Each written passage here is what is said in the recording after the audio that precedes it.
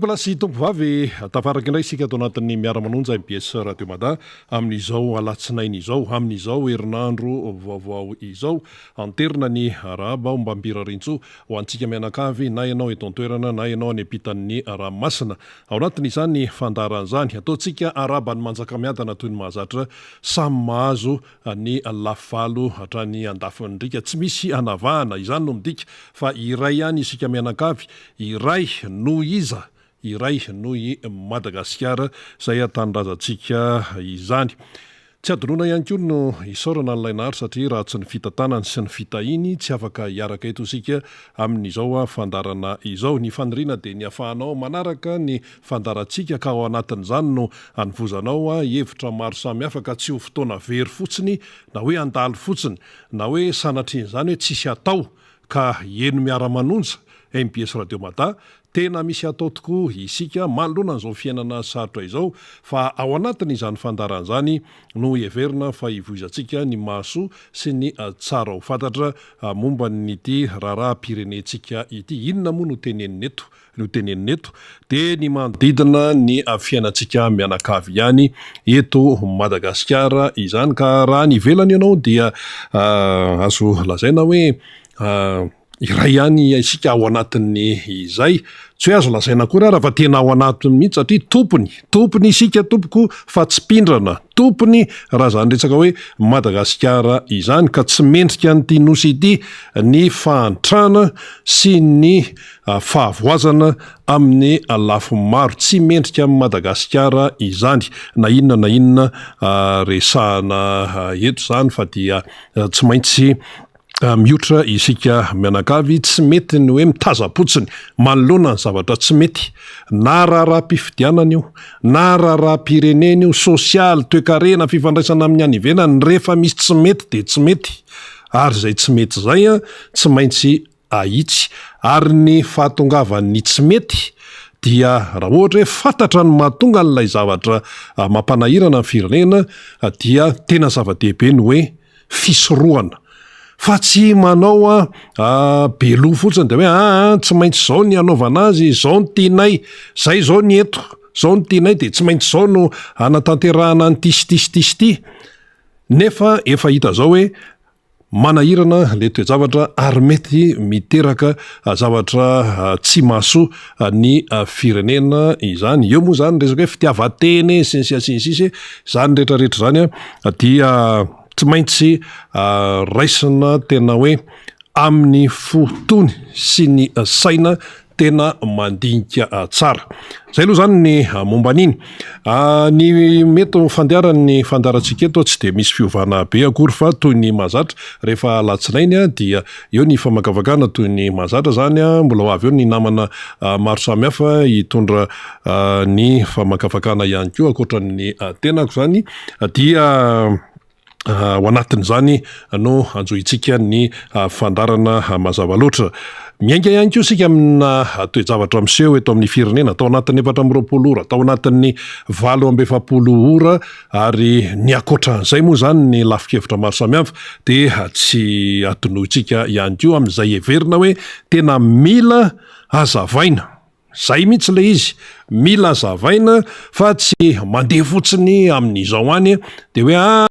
zao ny efa anjary zao ny lahatra ka tahoana moa zany fa de efa zano no fandehan'ity fiainan'ity tsy de izay loatra le izy fa misy zany ny tsy maintsy hazavaina mba ahafahantsika hoe tena maharaka tsara ny zava-misy ka rehefa napakevitra rehefa tonga ny fotoanany de mahafantatra tsara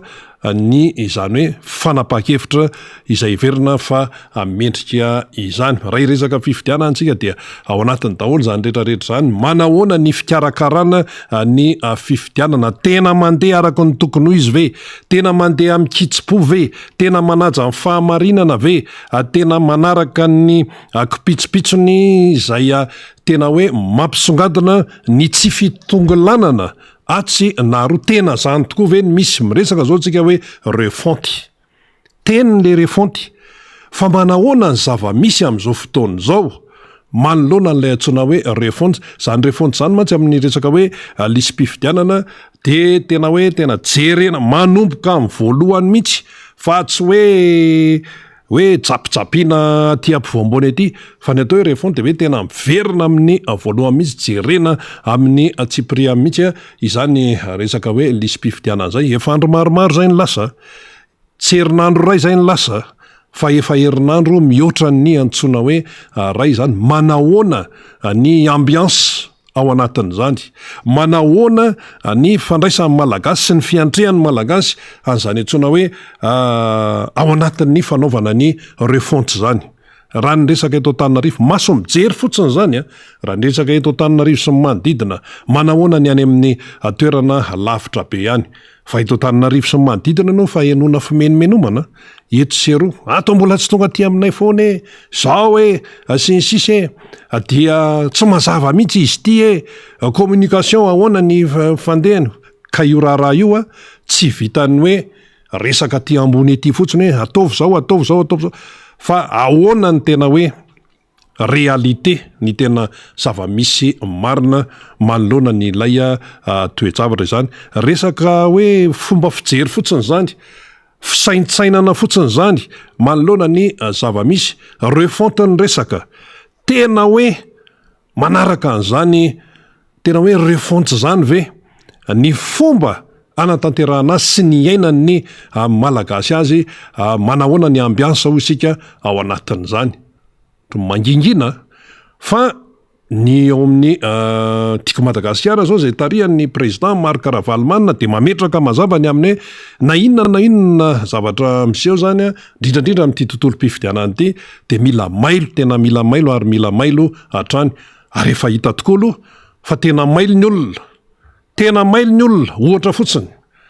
Misy tonga zany ny mpanisa mpifidy any amin'ny tokantrano any raha ny hoe ny atao Antananarivo sy manodidina zany efa misy tonga, fa misy no mbola tsy tonga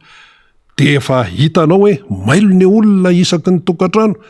Resaka karapanondro, aizany karapanondro de manontany ny olona tao inona moa le karapanondro, ahoana moa ny momba zao, de ahoana izy ty, raha tsy ao an-trano le olona de ahoana ny toyany sinsisa izay le fanontaniana zay sy ny fanaraha-maso zay efa midika zay fa hoe fahamailona fa tsy tokony hijanona amin'izay fotsiny fa mila jerena daholo ny manodidina rehetra miainga ao amin'ny tokantranonao aloha izany. Ny toyany aloha zany de mbola ho hita eo ny mpanao politika manana ny anjarany, ny société civile manana ny anjarany, ny autorité morale toy ny mpitondra fivavahana sinsisa manana ny andraikiny daholo izany rehetrarehetra zany.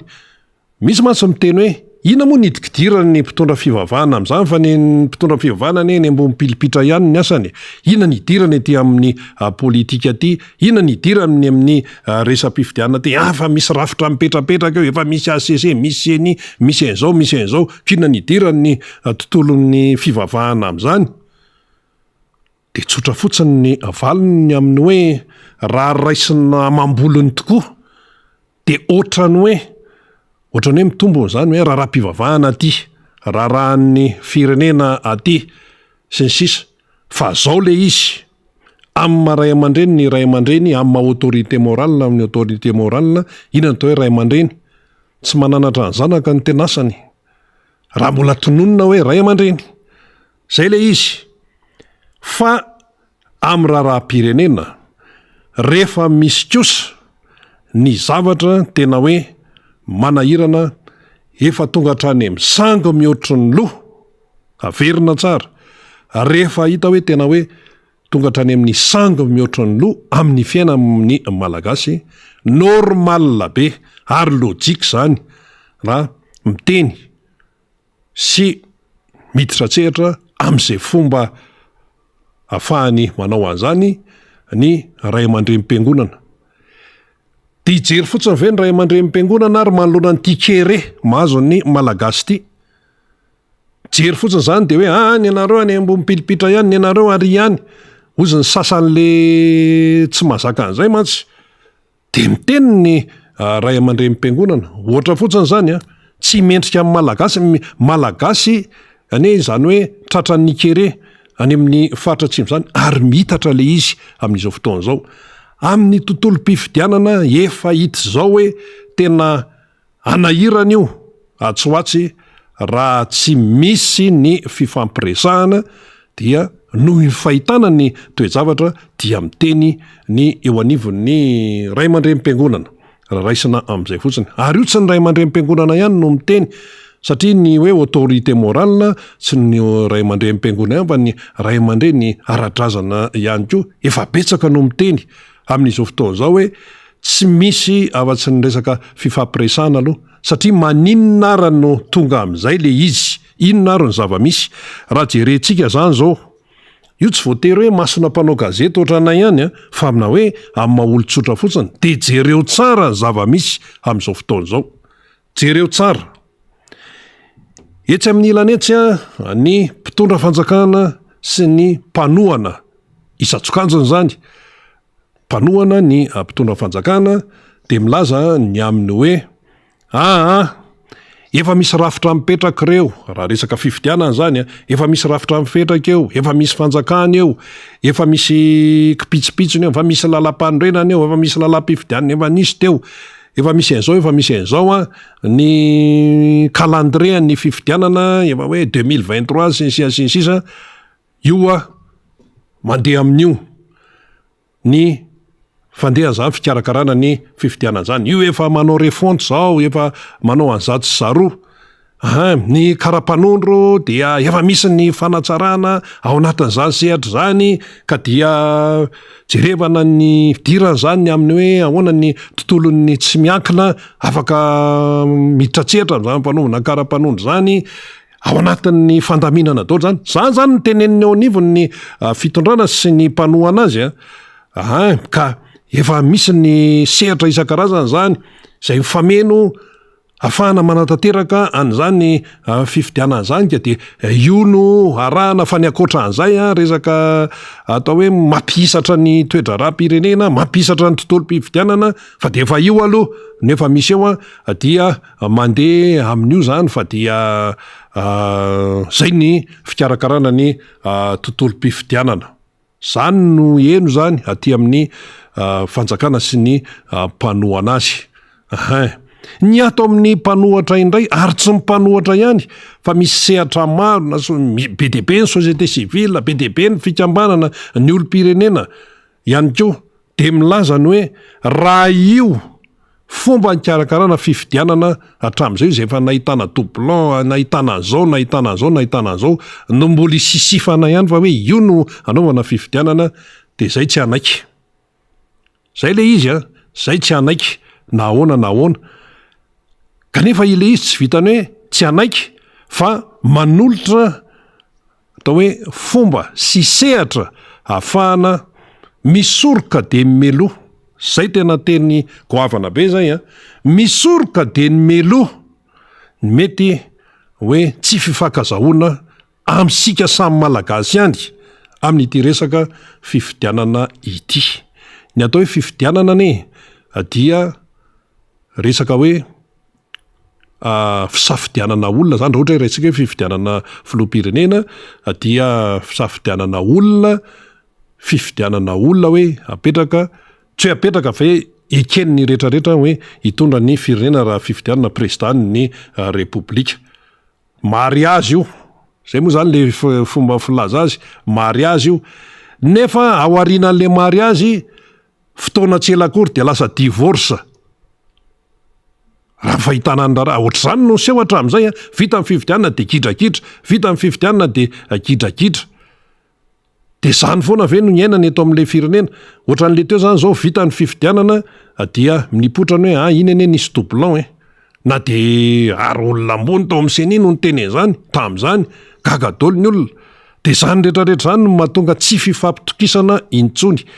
ka mba hahatonga n'lay fifampitokisana de ilaina ny miresaka zay averimberina foana zay resaka zay misy miteny zany hoe makaleo izany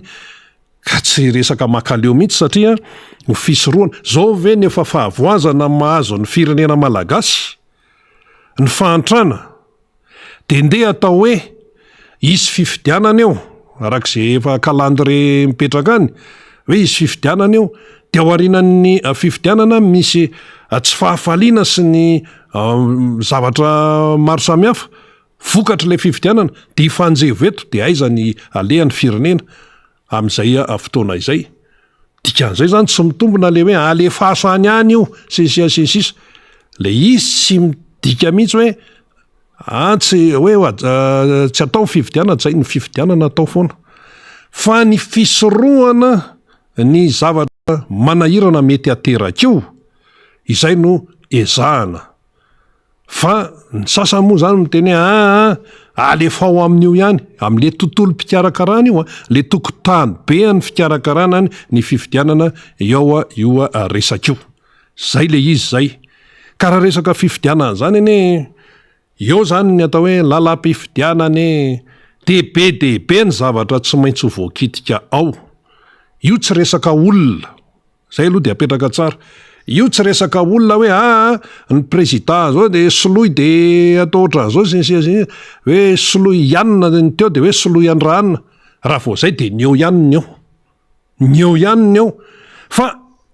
any amin'ny fotony mihitsy amin'ny resaka tontolo mpifidianana zany resahana zany raha raisina amin'izay fotsiny ny resaka tsy maintsy jerena daholo ilay hoe rafitra zany sy ny ratsamangaika izay mifamatotra sy mifamatotra sy mifampiditra ao anatin'ny resaka hoe tontolo mpifidianana zay vao mivoaka ny hoe zao zany ny fomba anatanterahana nyity fifidianana ity zavatra misy anefa amin'izao fotoana zao de inona no hitantsika sisika ihany ty sy ty hoe io nefa teo de tsy maintsy atao amin'io de mandeha raha zao raisitsika eo miresaka refonty mandeha zao ny fanatanterahana ny refonty any rehetrarehetra any nefa atao naninato raha raisina zay fotsiny ohatra hoe ny ohatra zany mamela ny kere any amin'ny faritra atsimo ianao ato manao refonty inona ihany ko mematy ihany ny malagasy le refonty mandeha ihany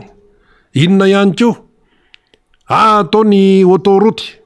tetikasa goavana be miaraka amin'ny egyptianina sensisa alefa daholo zany rehetrarehetra zany tena jerena ny fomba ny fanatsarany tontolony jono sensisa tenenina daholo zany rehetrarehetra zany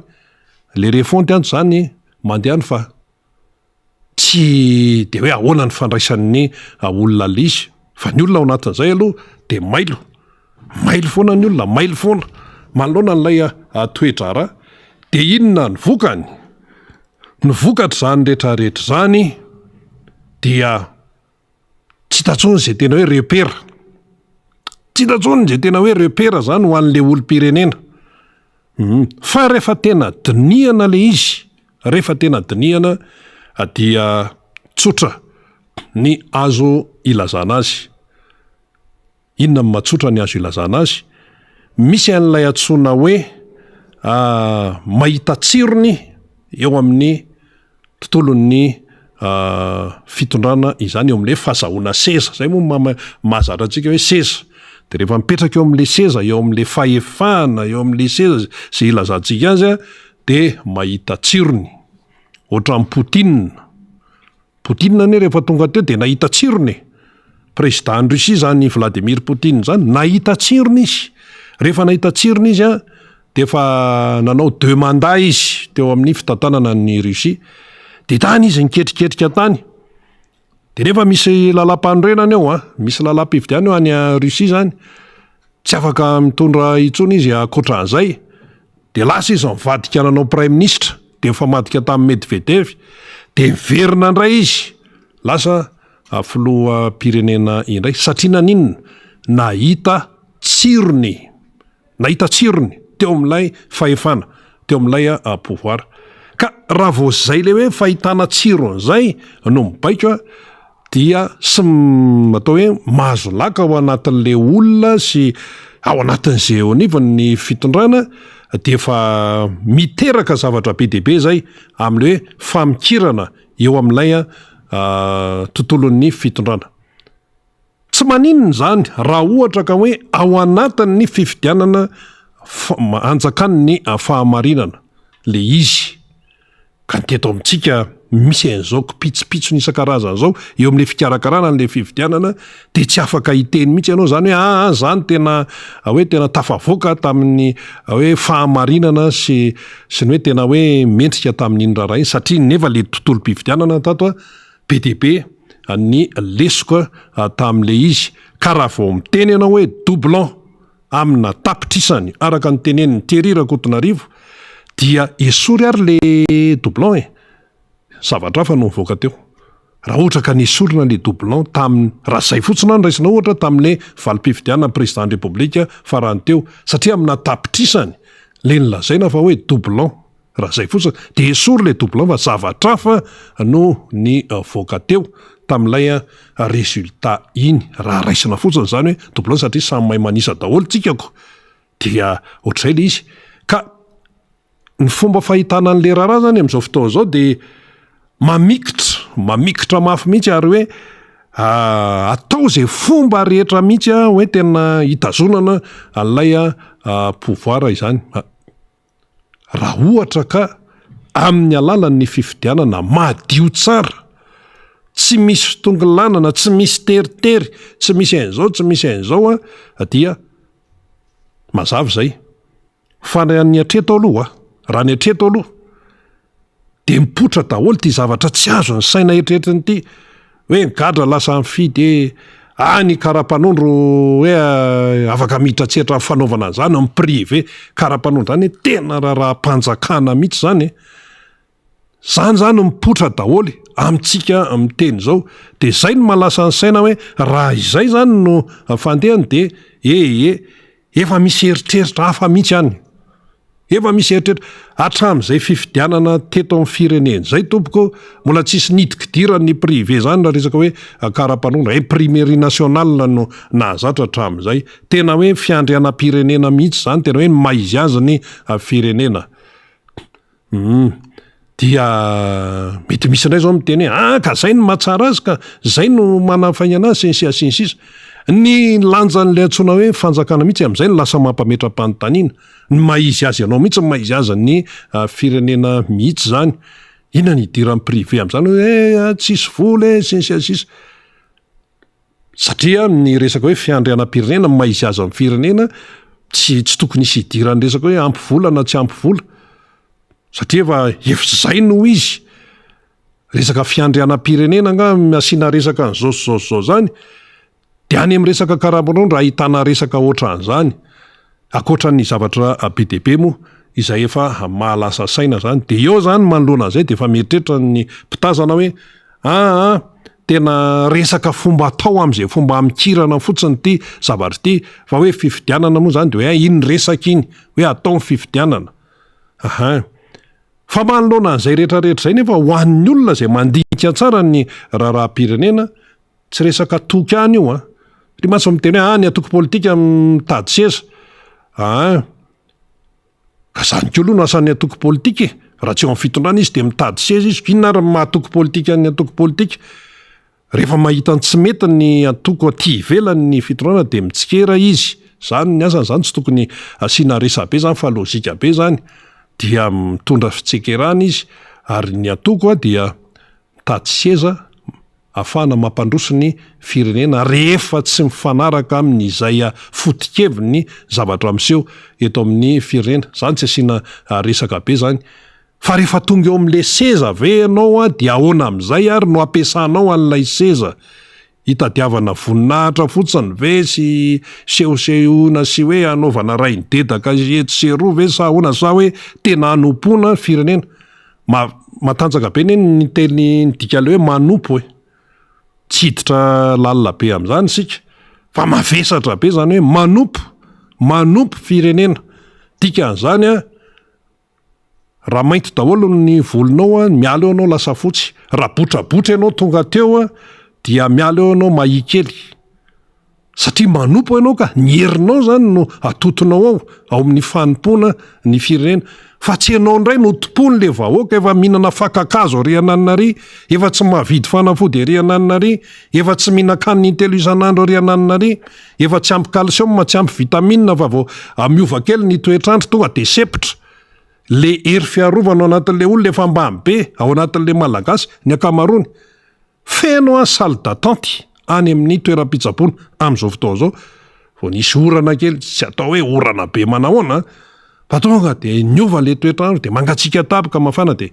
feno salle d'attente mitsoaka daholo ny ankizy mikoaka ohatra fotsiny zany de etsenaniny etsy nefa ianao a milazany hoe manao an'izao sinsisa ny fifidianana io mandeha io aiza zay mandeha tena mandeha araka ny tokony izy ve le raharaha de izay no ilazantsika azy hoe tena manahirana le toedraraha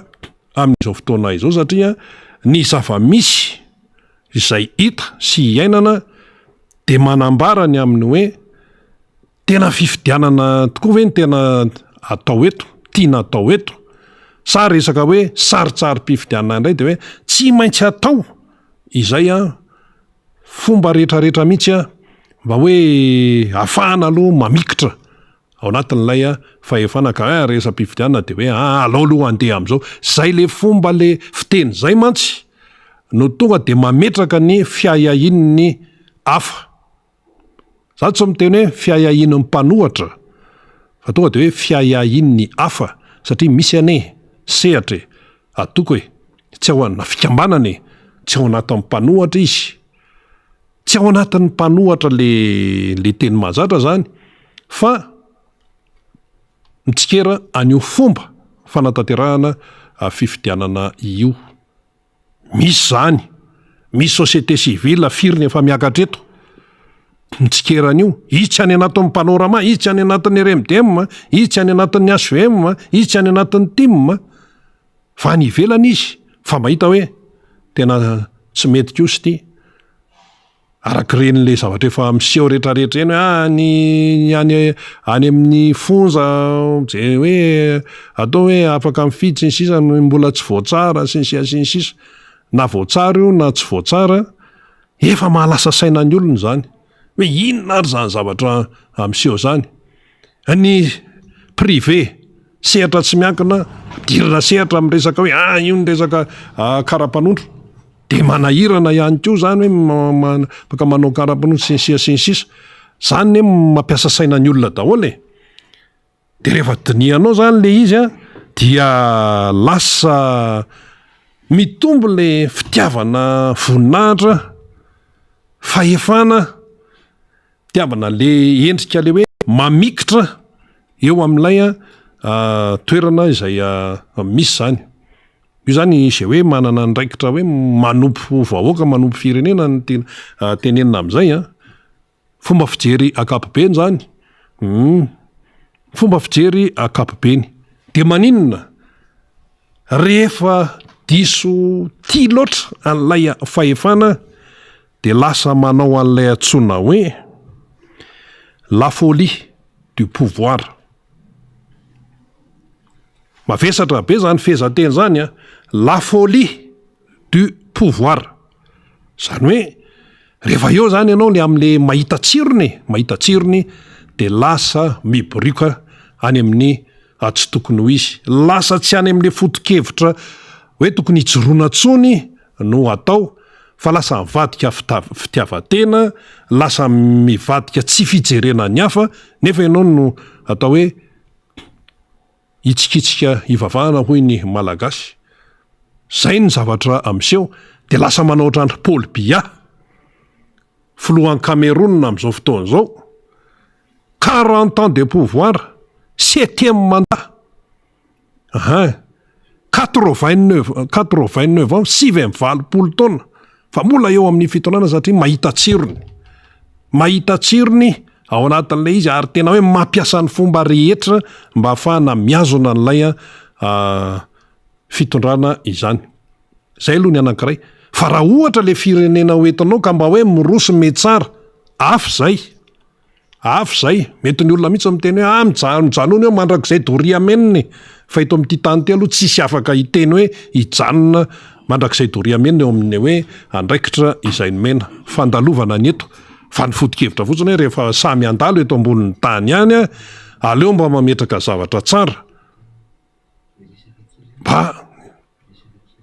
voarakitry ny tantara toy izay hoe mametraka zavatra ratsy satria samy faty daholo samy fandalovana ho any eto tany ny amin'ny hoe andraikitra amina firenena amina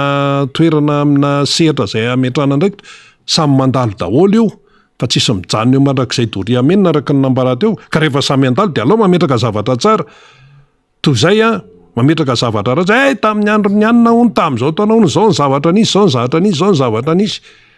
de zay le fipetraka lisy ka hoy tsika hoe rehefa diso tafahoatra loatra lay atao hoe fitiavana pouvoir fahefana de lasa makany am'le hoe la folie du pouvoir la folie du pouvoir lasa manao zavatra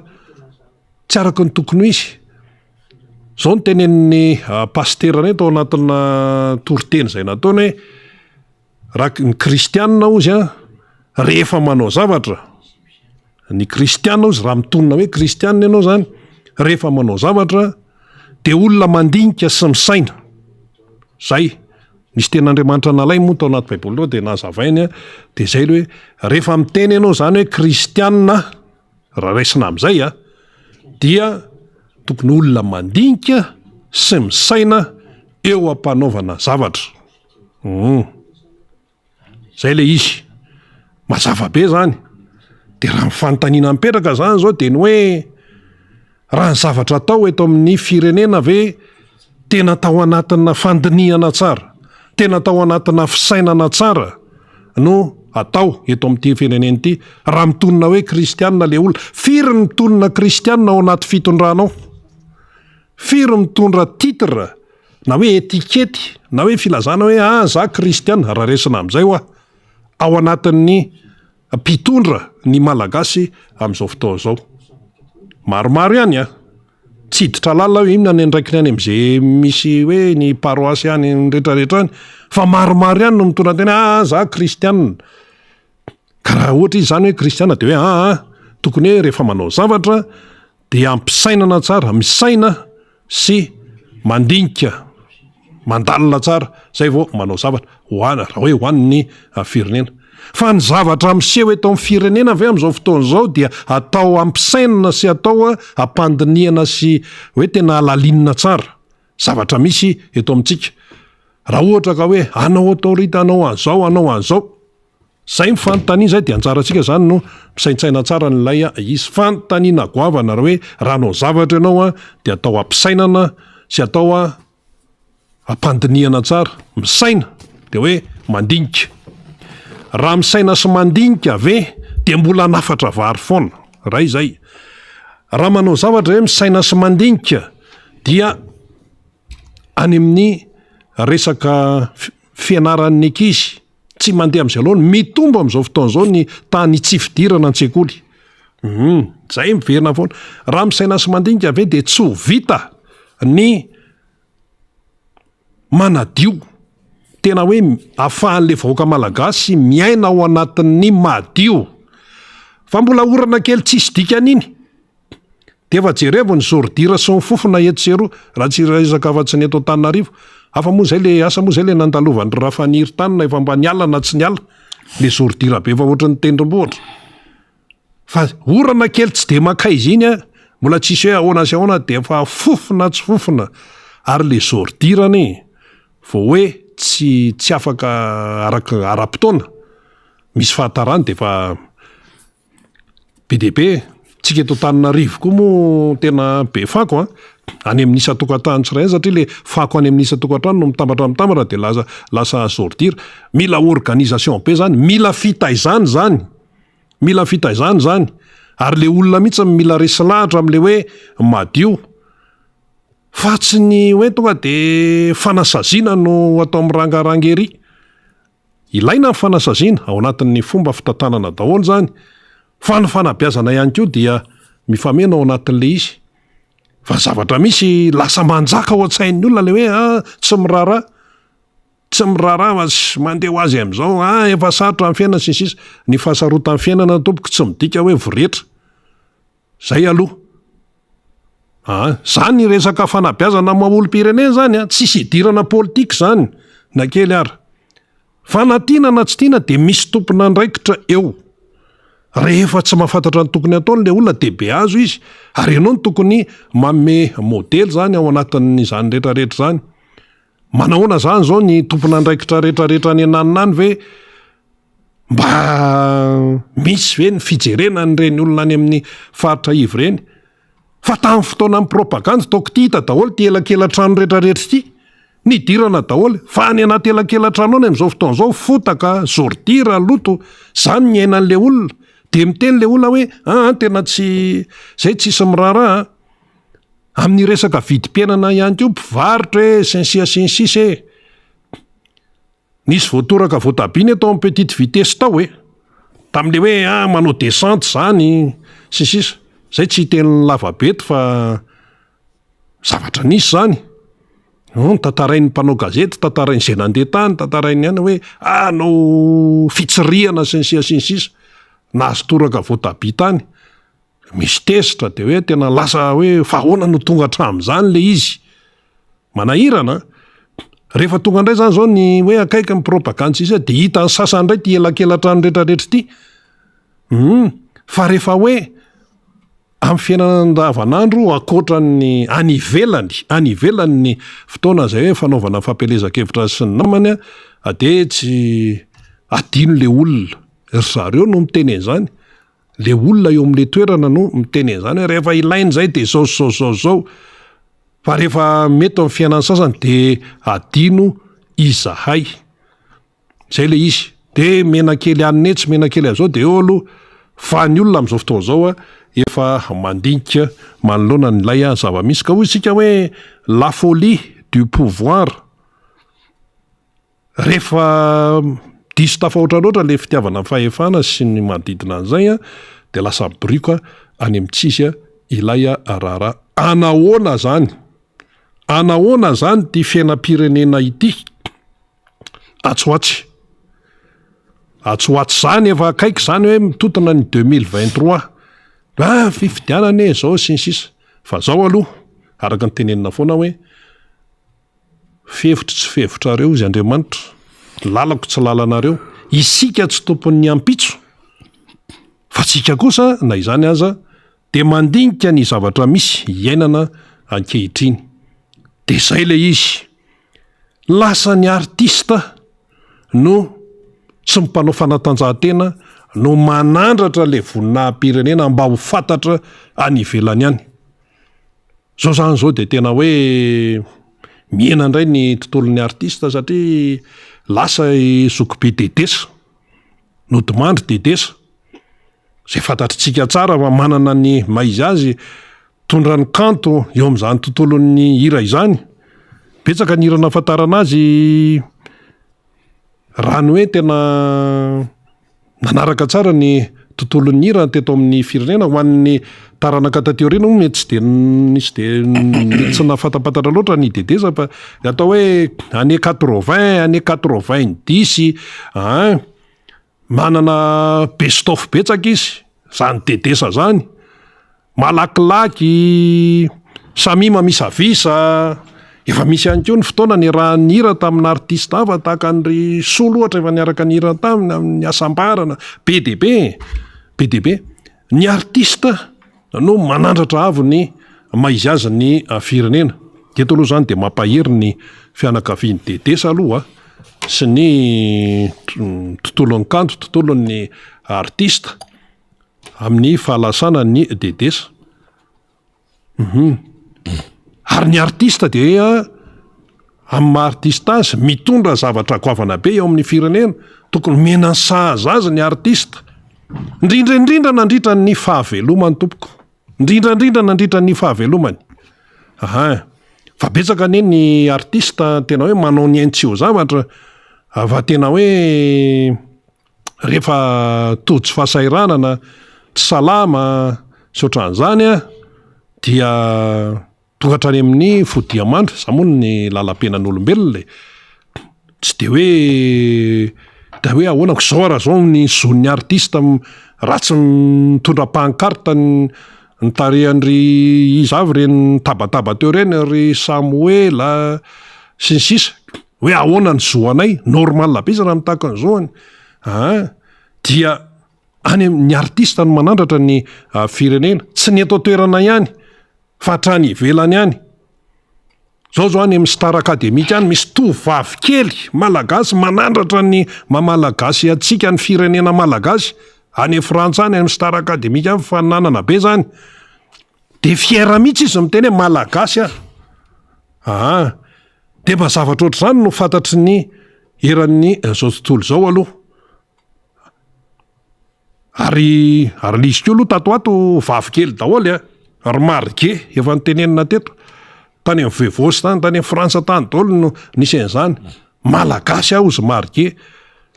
ary napiaiky volana ny mpitsara tamin'izany fifaninanana izany ary nefa fifaninanana tena avo leta fa hoentiny foana le hoe malagasy azy misy raha malagasy mikorina ao anatiny ao.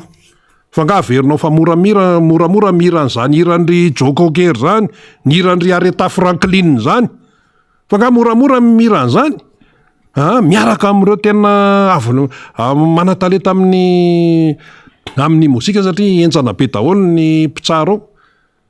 Artista enjana be daholo. Fa vitan'ilay tovavy malagasy na i Margeo na i Anisa io ny tena hoe zany ny antsoina hoe malagasy zany any amin'ny tontolon'ny kanto no manandratra an'ilay firena.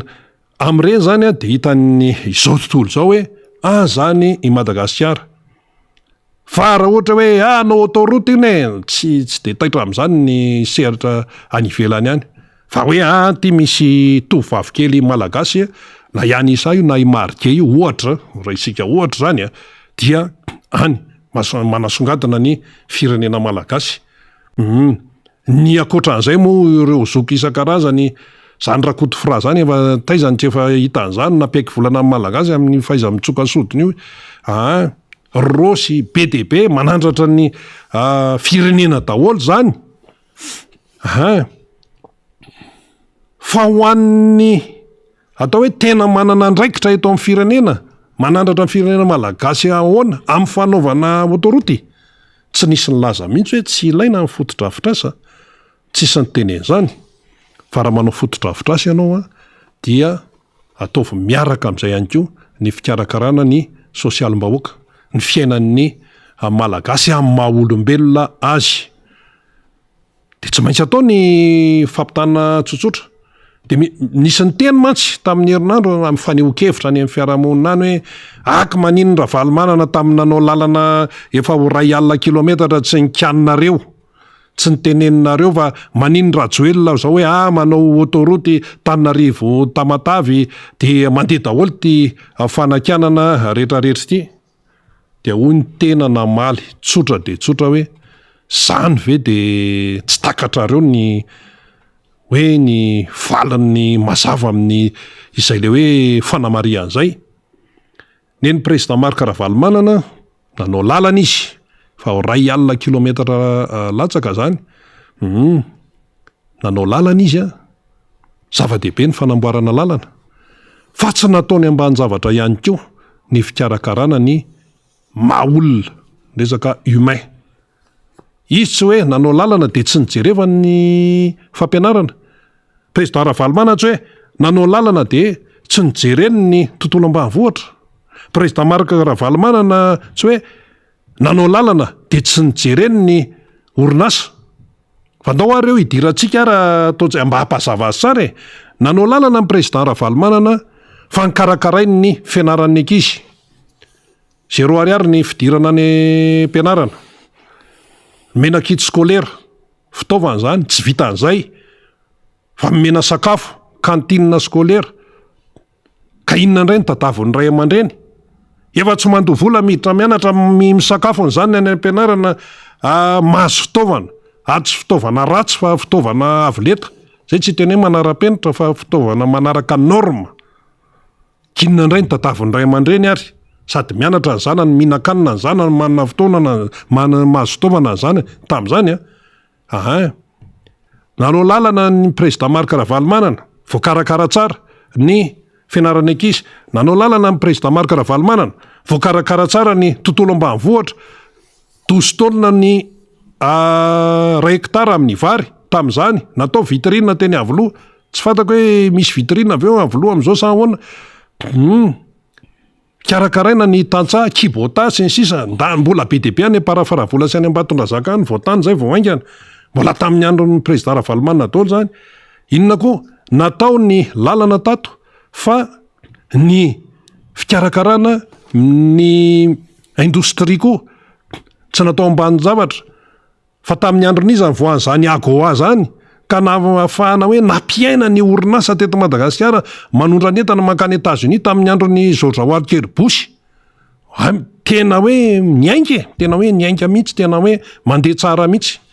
Zany ny tamin'izany, zany hoe atao ny lalana iny tsy azo vely iny. Na ny tenen'ny sasany raha ny teny fandrabirabena hoe ny lalana nga azo hoanina. Lalana tsy azo hoanina tsy misy mihinana goudron fa mampinakanina raha tsy misy ny lalana ianao tsy mihinan-kanina. Zany ve dia tsy hain'ny sasany, zavatra tsotra kely ohatran'izany, zazakely 5 taona raha mahay an'izany. Fa ny amin'izao fotoan'izao zany hoe resaka hoe autoroute io zany ny tenenina hoe atao io. Atao zany ny autoroute, ataovy ary. Fa etsena netsy.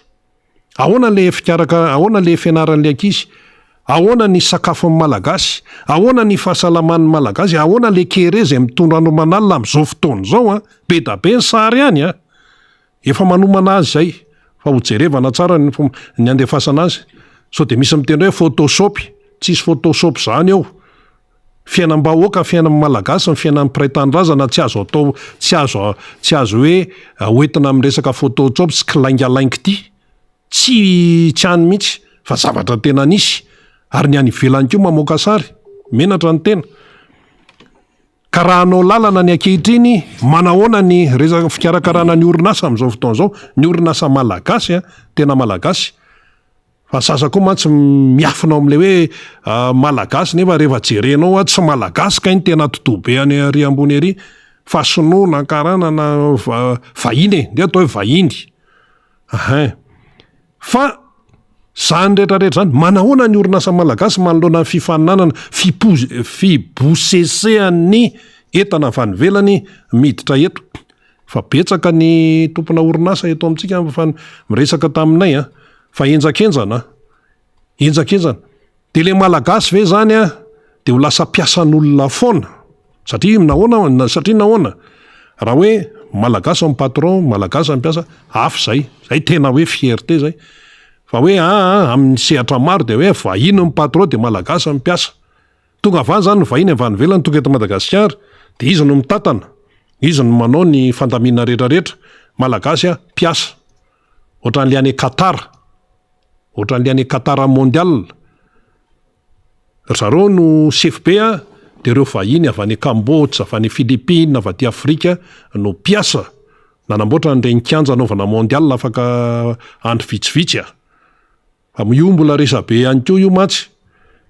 Vahiny ny deba de ny ato amin'ny piasa ambany ato malagasy. Zany ny akamarony. Fa rehefa mandeha any ivelany malagasy de mbola piasa ihany. Vahiny any no sefo de malagasy piasa. Ka zany rehetrarehetra zany mila jerena daholo amin'ny resaka hoe fomba fijereny ity raharaham-pirenena ity. Hoe ahoana satria itsika ve zany de ohatran'izany foana. Fa ny malagasy de mahavita izy rehefa tena voakarakaranao omenao azy ny tokony ho sahaza azy de mahavita amin'ny malagasy. Fa tsy tonga de tsotsorina foana hoe tsy mahay ninninne viretra mahantra velona mora neny miteny an'izany. Fa ianao le miteny an'izany io tokony eritreritra ianao hoe sao de avaminao koa no mahatonga an'le mpiray-tanindrazana aminao ahantra ary. Misy manodikodina ny volam-bahoaka ny volam-panjakana 51 miliara ariary. Ina ny idiran'le mpamboly ery amin'izany? Misy manondrana ny velany ny volamena. Tsy le mpiasan'ny zone France amin'ny manondrana an'ireny. Tsy le olona mandeha bus amin'le 900 ariary isan'andro no manao an'izany. Fa olona any ananinany zay matretre no afaka manao an'izany. Fa tsy le olon-tsotra ritsy, tsy le mpitarika sarety ery, tsy le mpandeha taxi moto ery, tsy le miatrika amin'ny fiainana andavanandro no mahavita mamoaka volamena makany velany. Tsy sarotra be no mino an'izany. Fa tsy maintsy olona manamaizy azy, tsy maintsy olona tena hoe manana ny hoeti-manana ahafahana manao an'ity trafika isan-karazany ity no manao any zany. Zay zany lay afipetrany ka ny nambarantsika de ny hoe lasa isika samy malagasy ihany no famely eto, fampihinany eto. Fa ny sasany milamindamina any am'izay misy azy any zany. De tsy te hiala eo amin'efa le mahazatra de lasa manao an'le hoe la folie du pouvoir. Le pouvoir io zany tsy resaka hoe fiteny akapobeny zay fa re hoe manana andraikitra ianao zany amin'izay sehatra metrahana anao dia lasa tratran'le hoe la folie du pouvoir ianao raha ohatra ka lasa mahita tsirony mitondra any amin'ny fitiavan-tena, tsirony mitondra any amin'ny tsy fijerena ny hafa, kanefa tanindrazana le izy tsy ianao rery no mipetraka eto, tsy za rery no mipetraka eto amin'ity Madagasikara ity fa isika rehetra zany. De lasa isika ihany no atao hoe manaratsy ny atsika. So ihany fa nisy an'ireny artiste ireny mba manasokajana amin'ny malagasy any amin'ny sehatra raisam-pirenena any. So ihany fa misy ihany koa ny eo amin'ny hoe vokatra malagasy, tena hoe malagasy manao azy de tena hoe manasongadana ny firenena zany. Ty zao ohatra anankiray ty etsika miti-pitina anazy andravonantsika azy zany satria fa tonga ny namana fanira Zavamananazy efa tazanao ihany koa ny député Alain Ratsimbazava zay voafidy tamin'ny alalan'ny TIM tiako Madagasikara tao amin'ny distriktan'ny Tsimrindrano. Misy zaza anasongadinantsika zany hoe malagasy ny manana amin'ny maizy azy vitany ny malagasy dia ty zao ohatra anankiray hoe misy zaza enitaona de zao be ny karazan-tsakafo hohaniny indrindra hoe rehefa hoe goûter zany de ovaovaina ny goûter meniny ray aman-dreny. Dia rehefa mena goûter le zaza enitaona de mandeha mihinana miova ny andro de mihinana orta, mena yaourt le zaza amin'le goûter io de rehefa mena yaourt izy dia mihinana izy de miovaova le yaourt zany. De rehefa mihinana izy de tonga de teneniny reniny hoe ny ana yaourt le ohatr'zao ihany. Rehefa jerena zany le yaourt le tadiavin'le zaza de hoe yaourt Tico le izy, satria tonga de resy lahatra izy amin'le tsirony satria zay mahazaza azy iny dia mandeha ihany ny fotoana mandeha de misy fotoana zany ovana le izy de ny le yaourt Tico ihany tiako izy le zaza enitaona de eo am'izay de misy am'izay miteny hoe za ve tsy efa resaka fanatisme rangahy zany, tsisy idiran'ny fanatisme zany fa ny fahatsarany le yaourt no hitadiava an'le zaza an'lay yaourt Tico zany, zaza enitaona. Fa na mikipy ary io zaza io de fatan'le tsiron'le yaourt hoe izy zany na hoe tsy izy zany. Fa nga ny zaza enitaona manao politika, fa nga le zaza manao politika, satria mantsy ny sasa mety mieritreritra hoe tonga de resaka fanatisme rangahy zany tsy manao politika le zaza enitaona. Fa le zaza mahafantatra hoe tsara le izy iny ny tiny de zay ka na ohatrinona vidiny io de midemerda le ray aman-dreniny tady le yaourt Tico mena an'le zaza. Zany zao ohatra anankiray zany tena mivaingana zany amin'ny resaka hoe ny malagasy tsy ambakan'ny hafa fa mavoatsika itsika ihany no famely eto, valalanam-boza ny fiteny, isika ihany no famely eto reny de tsy afaka hivoatra mihitsy, tsy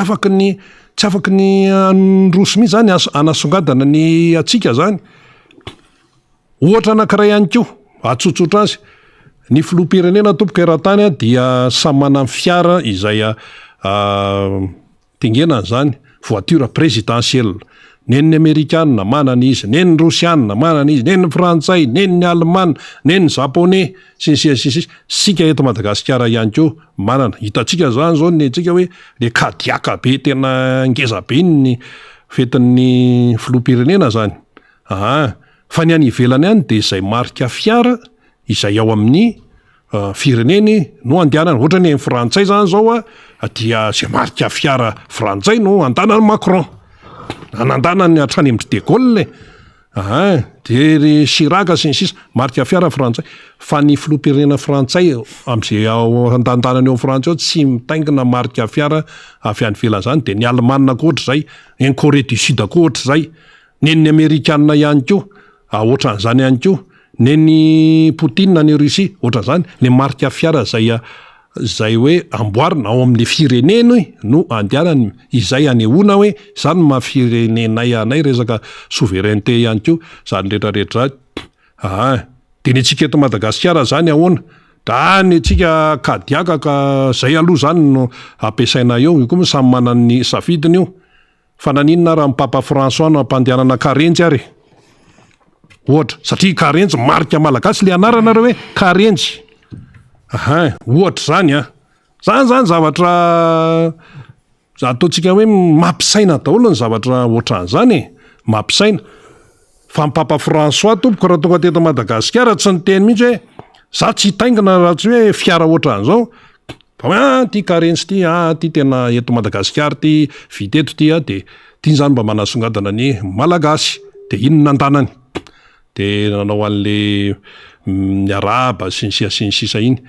Papa François moa teto ohatrany tsy nentina asiana an'le inona le protection le ohatran'ny fitaratra iny zany aloha izy nandeha tamin'izao ka zany mamperitreritra daholo zany zavatra ambary zany ka resaka fifidianana sy ny sisa sika ihany no eto fa zao kosa tsy tokony hisy intsony izany hoe resaka mikimaky zany tsy tokony hisy intsony zany resaka hoe tsindritsindry sy ny efa kilalao hafahafa any ambadikany zany de ohatrany hoe lasa saritsara ny sisa ilay fifidianana fa rehefa hiatrika an'io zany de mila jerena daholo ny ambaindainy rehetrarehetra ny kipitsopitsony rehetrarehetra tsy resaka olona ho zay efa nitenenina teto fa le fomba le foto-kevitra anatanterana le fifidianana mila jerena fa isika ihany ny fafankio atsika eto rehefa vita ny fifidianana ka hoe misy zavatra tsy mipetraka araka ny tokony ho izy neny any Brésil 150 millions mahery ve tsisy mikitabataba satria mipetraka tsara ny kalama tsara ny tokotambe ny fanaminy raharam-pifidianana zany ka mahatonga ny tany ho 20% fotsiny no tsy tonga fidy ny antsika teto efa fifidianana firy rehefa tonga tany amin'ny 70% ny tsy tonga mifidy 60% mihoatra ny 60% no tsy tonga ny fidy mihoatra inona ny dikan'izay misy antony ao ny antony zay de tsotra tsy resaka hoe tsy tiako ihany na tiako ihany na tiako be ihany na tsy tiako be ihany na hoe kamo na ohatran'izao ndeha anjono tsy zay fa rehefa nydiniana de hoe hitan'ireo tsy nandeha fidy reo fa ato amin'le tokotambe an'ny fikarakarana ny fifidianana no tsy naharesy lahatra azy koa za tsy andany andro any zany nanazavany reny tsy maintsy azavainy zany ka zany ka nitandrosika de hoe ho tonga mifidy daholo fa ao anatin'ny lalao madio ka misy misisika anao lalao tsy madio misy ny sasany efa mampieritreritra ny zavatra ataony dieny zao de efa betsaka ny zavatra mampieritreritra sy mampametra-panontaniana de izay no hoe aloha mihitsy aloha miresaka ao anatin'le resaka atao misy sujet betsaka ao misy karazany zavatra betsaka ao dia izay no jerevana ao anatin'le izy zavatra soroana zany de tokony hidirana hoe alao misoroka toy izay mitsapo tenin'ny tolo zany fa tsy zay no mamorona fa tsy ohatran'ny sasany hoe tena manao be fiavy efa zatra mirangorango efa zatra manao hitsin-dalana mahita an'le are-pirenena be dehibe tena misavovona matevina be de io ny hoe zay avy ihany no tovonana le are-pirenena hita zany hoe misy an'ty ato de lasa mahita tsirony tamana na ty ihany raha voafetra ho anahy de tsy maintsy tsaingohana kely aloha ty fa za zao ny eto sy ny sisa zay le tsy mety zay de inona lasa ohatrany hoe be molotra minakoba tafaraisan'ny matevina inona le matevina le are-pirenena matevina be reo mbola be de be misy volamena to misy an'izao de le mpihinana koa ma atsy koa ohatran'izay matevina ihany ko de tafaray samy matevina zany zany koba ny talata ny volonondro zany tsy hoe manao pibe eto a fa rehefa mividy ianao zany mateviteviny zany rehefa mba misy saosy ianao zany de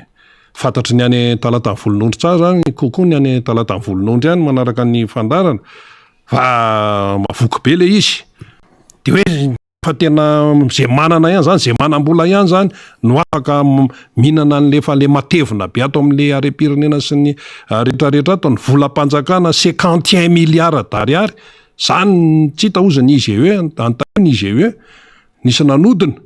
de zany foana ve ny iainantsika eto de ho ritra zany nefa rano de ianao aiza nikereny efa amin'izao fotoana zao mbola mamely ihany eto Antananarivo ohatrany hoe misy orana fa any amin'ny faritra atsimo any tompoko mbola maina be amin'izao fotoana zao zay zany no resaka nataontsika aloha ny momba an'iny mba hitondrantsika mba hoe fanazavana mba hoe ho azontsika tsara ny fandehan'ity raharaha ity zany fa matoa zany mandeha ny fitenena hoe mailo eo ny resam-pifidianana fa mila mailo mihitsy amin'ny zavatra rehetra isika menakafy eny ary namana fanira zavy manantany fa eto ny namana falymiaraba amin'ny fanirya dia afaka minitra vitsy dia andray ny solombavamboaka Madagasikara voavidy tamin'ny alalan'ny tim atao amin'ny distrikany Atsimindrano zany Alairatsimbazafi zay fa eto ihany koa de miaraba azy dia tolotra amin'ny fanira indray zany sehatra ndawary iny ary de misaotra ny rina raha be mananjara isika sady miaraba azy miaraba ny teknisiana ihany koa zay miasa ao ambadiky ny sary sy ny feo amin'izao maraina ny fafito ny volana novambra 2024 izao efa kely zay de ho tonga any amin'ny tapaka ny volana novambra tsika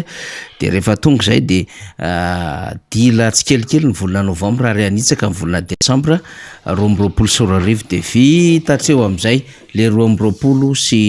2024 zavatra azo apetraka ao an-tsainao hoe inona daholo no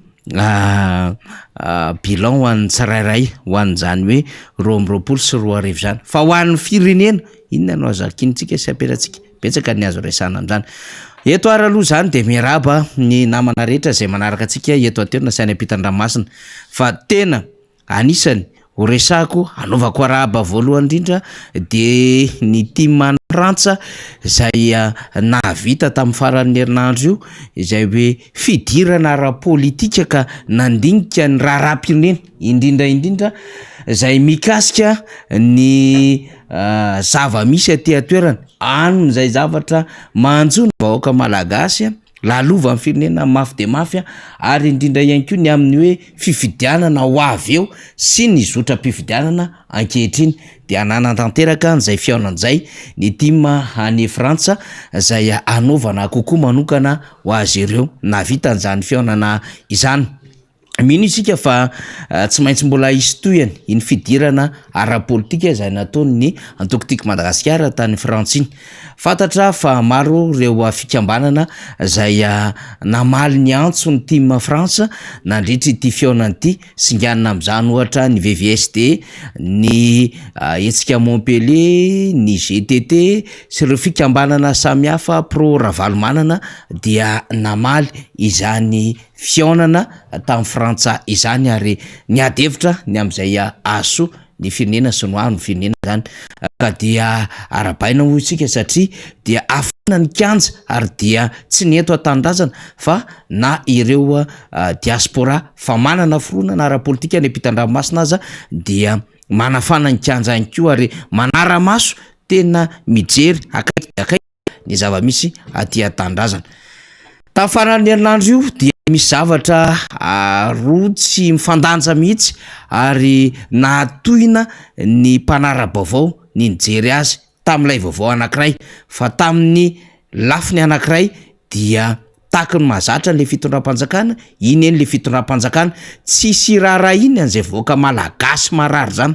tsy misy ampiasainy loha am'izay vahoaka malagasy tsy mihinan-kanina zany ary tsy misy andaniny fotoana am'izay vahoaka malagasy tsy mahita zay asa mendrika ho azy sy ahafahany mikarakara ny sambatan'olona zay le endriky le fitondram-panjakana de sary anankiroa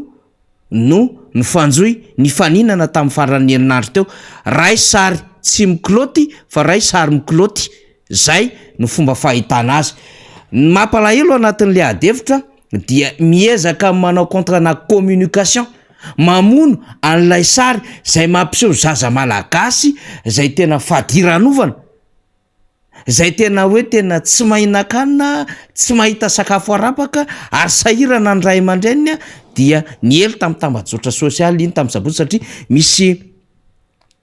olona zay nandefa izany sary zany avy any Kongo raha ohatra voninao namana faly le sary zay arabaina aloha faly ao ambadika ao miaraka amin'ny lalaina veny ao ambadika ao dia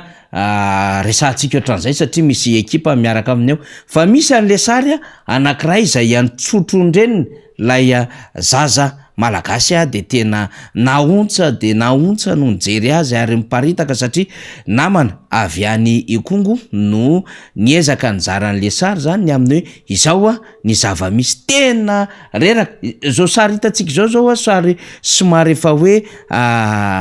ela tsy tamin'ny roa taona zao na tamin'ny 3 taona lasa fa tamin'ny herintaona ary mbola nisy nanjoy tamin'ity taona ity fa ampitehana ary kere ho an'lay malagasy fa nisy sary ho isika zany zay miparitaka ary ho alefa mifaly eo le izy nitsotrondreny le zaza de tena napalahelo de napalahelo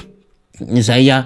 zava-mitranga izay satria araky ty hitantsika amin'ny sary ity zany zao de tena hoe zara fa tena mijoro sisa le zaza ary na ny ravi-pitombena na ny aty amin'ny lamosy na ny tanany de tena hoe hita miorokorotra ny amin'ny hoe tsy ampy sakafo miorokorotra ny amin'ny hoe tsy fahampiana rano de déshydraté tanteraka fijeran'izao zaza zao ary na le reniny zay mikarakara azy hitantsika zao ny reniny io zao de misy lohan'ony kely mivoaka de ohatrany hoe fisaka le nono de inona mono nono hivoaka am'izao nono reny zao zay tokony tsara ny manamarika fa raha misy fanafody ary raha misy tena hoe mampitombo haingana ny zaza zany de nono reny mialohan'ny sakafo zay omena azy na ranon-tsakafo io na ranona voatabia na ranona karaoty io na salama zany na rano mafana kely fa le nono reny ka ty ary na le reny koa rato tena sahirana tanteraka de napalahelo ny rehetra nijery an'ity sary ty ary miparitaka tsy voity no sary miparitaka fa efa betsaka ny taloha n'ity sary ty no niparitaka nanerina ny tambajotra sosialy ary efa niantsony amin'le hoe kere Madagasikara ray manontolo le kere resahana eto de tsy any atsimo ny nosotsony fa aty amin'ny faritra Fianaratsoa atya Vatovavy atya Fitovinany atya Atsimo Atsinanana ahitana an'izany avokoa zao hitantsika amin'ny sary zao de inona lay fomba fiasan'le fitondram-panjakana sy le mpanohana an'le fitondram-panjakana mba entina anakombana n'iny zavatra iny satria betsaka nytohana ary ny antso mihitsy ny fitondram-panjakana hoe tena ay zany andraikitrareo fa tahaka izao le sary mivoaka ary izao le mahazo le vahoaka malagasy ankehitriny de inona ny nataony tsy mba nikaroka zavatra hafakoriny mba hanaovana n'lay serasera mba entina nazavana ny olona hoe ny amin'izay mety ho fandraisana andraikidrangana satria efa tamin'ny tapabolina antsika no ny teniny amin'ny hoe tokony misy fivoriana maika ananganana cellule de crise zay hiseho amin'ny endriny ara-tsosialy eto Madagasikara satria tena misy fahampitena ny ara-piarahamonina tsy insécurité rery fa ny resaka hanoanana ary le izy tsy insuffisance tsony ary tsy resantsika tsony le hoe tsy fanjari-tsakafo tsy zany tsony le zava-misy am'izao fotoana zao fa tena crise multiple le izy ka tsy io zany tsy resaka hoe tsy ampy sakafo na tsy fanjari-tsakafo fa tena amin'ny akapobe mihitsy le zavatra ataon'le malagasy akoatry ny sakafo akoatry ny asa akoatry ny tranonenana akoatry ny resaka fandripahalemana de tsisy zavatra azony ianterina tsony ho an'le malagasy de mipetraka fotsiny sisy izy mipetraka maina amina toerana anankiray fa asa tsy misy zaza tsy afaka mianatra rano tsy misy nilatsaka ny herinandro ny rano tamin'ny faran'ny herinandro teo de iny ny azakazahan'lay malagasy piray tandrazana amintsika roitina eny amin'ny arabe eny Ranom-potaka no tovozona de sotroina.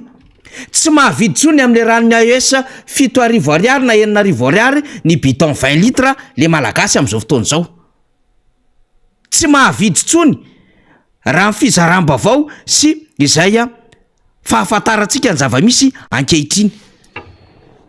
De zay le tenentsika hoe tsy resaka tsy fahampitsakafo na tsy fanjari-tsakafo tsony le izy fa crise multiple le izy. Mahantra tanteraka le firenena, manapirofo ny navoaka ny teo anivon'ny sehatra iraisam-pirenena ny amin'ny hoe ny raika amin'ny 20% malagasy de mahantra fahadirana ovana avokoa. Mbola tarehimarika ary zany. Fa rehefa mandeha ny fiarahamonina rehetrarehetra any, même eto Andrenivohitra isika dia tena mahantra ny akamaroany ary tsisy mahinakanina. De milahatra amin'ny alika sy voalavo mifandrombaka sakafo eny amin'ny taba-jordira ny malagasy amin'izao fotoana izao.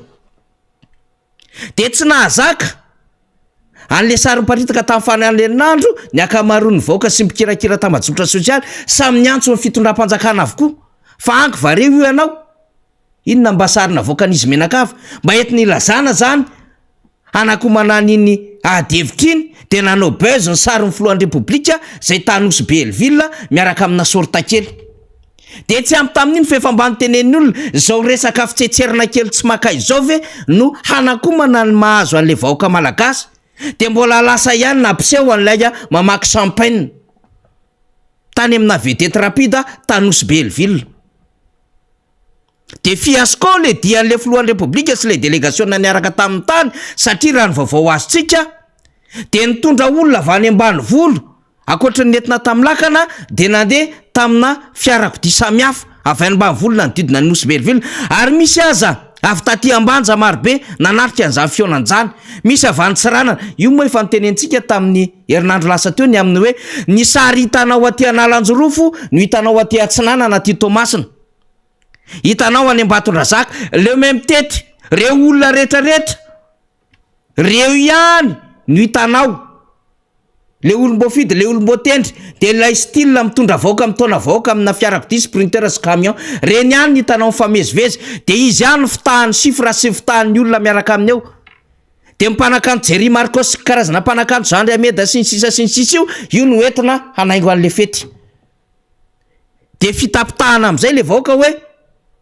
misy fety atolotra de lalana kely tsy de maka izy tokony vitan'le ministre ny travaux publics miditra tsehatra le filoham-pirenena manao azy.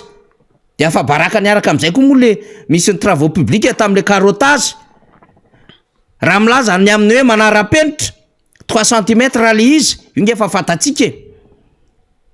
Raha ohatra ka iverenana daholo io lalana nataon'ny zareo rehetra io de azo everina ny amin'ny hoe tsy manara-penitra satria tsy efa nambarany rehetra moa zany ny vaovao da tany Atsimonosy am'ireo trano manara-penitra marobe reo birao reo, même tany Mahajanga mitritra avokoa zany zao ny fitaratra rehetra, mitritra avokoa zany zao ny fondation, ny rindrin'ny trano. Zany zava-misy. Finalement lasa niazakazaka ny récupérer ny ampitsony le filoham-pirenena ndrasy loha zay fitety tanana ihany de anao carottage de mba nisy kely 6 cm teo. Zany hoe amin'ny akapobeny le tena nandeha vidéo tamin'le direct teo koa moa le représentante ny Banque mondiale 3 cm ny teo. Afa baraka.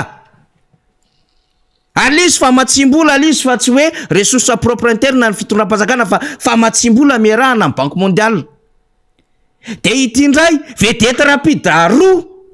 ho an'ny eo anivon'ny ministère ampesa ny filohan'ny repoblika no mitokana azy de manapoaka champagne. Vedety rapide roa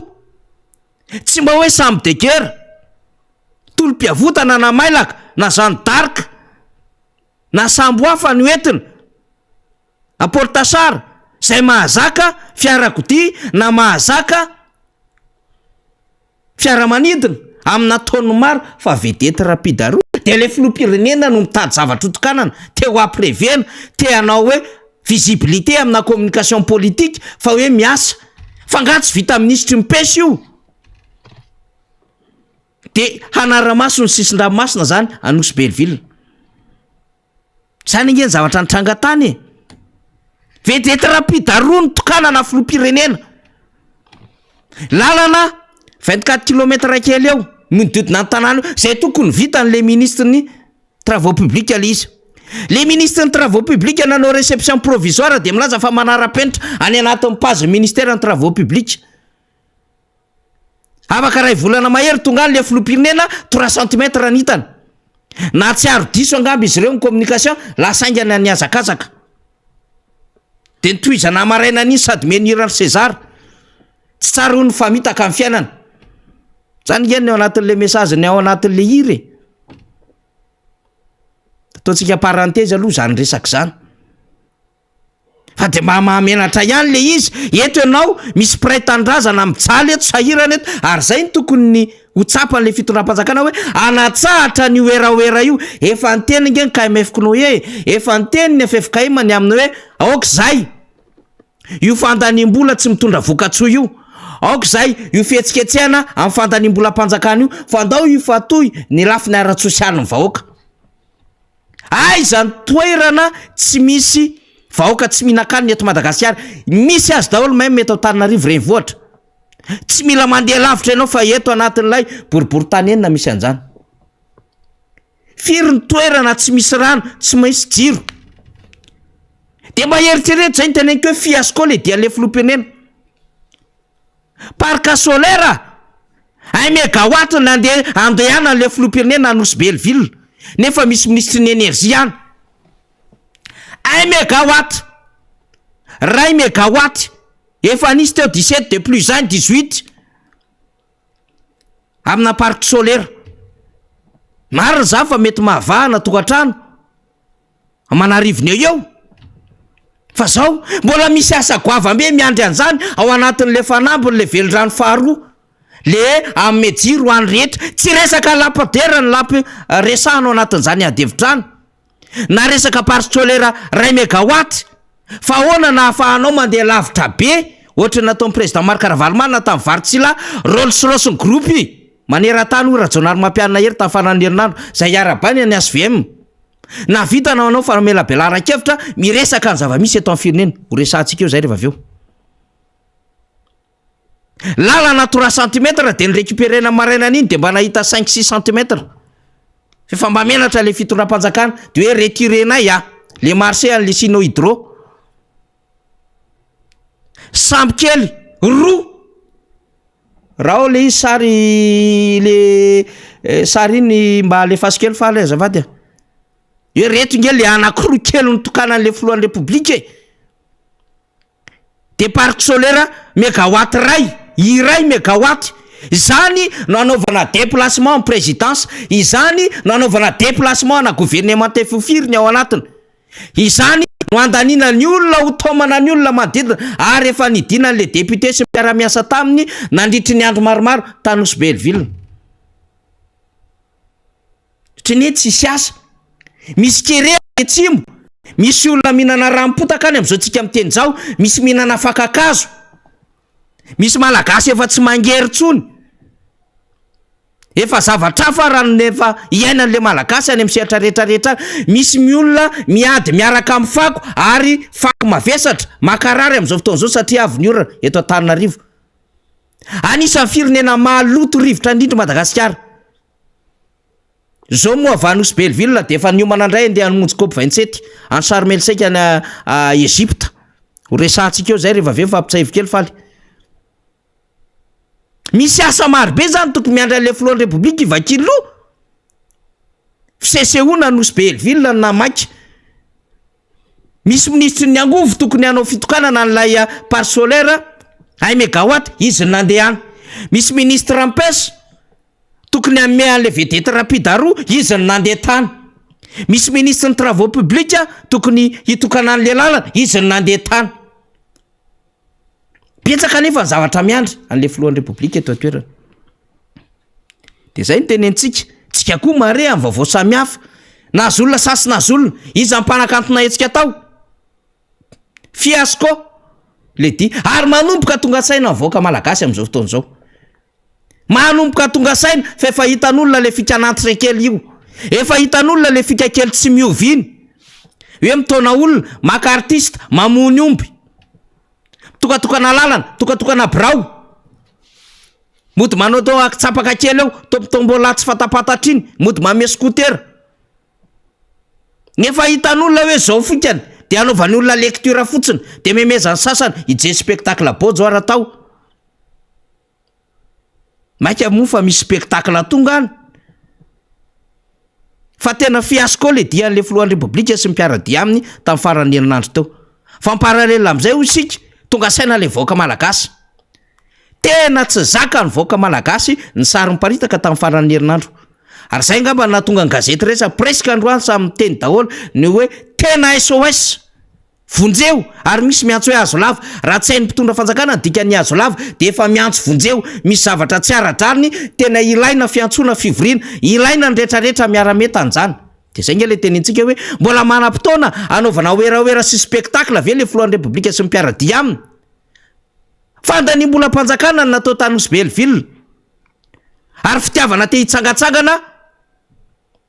ho an'ny mpikambana sasany fa makatia le voaka malagasy tena tsisy nininina mihitsy tena potika tanteraka le firenena am'izao fotoana zao fa eo rezoma moa zany a mivory ny tima mikaroka vahaolana vory ato ny ASVM miaraka amin'ny corridor nationalany sy ny président nationalany mikaroka vahaolana aty ny RMDM manontolo ary afaka miresaka ary pasteur Edouard mikaroka vahaolana ho amin'ny firenena miazakazaka daholo ny namana amin'ny fanantona hoe tena grave ty hatramina diaspora ny ivelany ary miantso hoe ndaotsika hanampy ny any an-tanindrazana na dia euro ray isan'olona aza mba hanaitra fa zao tsy ho taitra amin'io ny fitondram-panjakana raha tsy avoaka ny Gaël Bourgia sy Sarah Tetondray io any amin'ny RFI sy any amin'ny France 24 raha sy TV5 Monde ivoaka ny raha io kere tsy fakahitany io eto Madagasikara même hoy isika na eto Antananarivo ary efa miady amin'ny voalavo sy ny alika sy ny saka ny vahoaka miady sakafo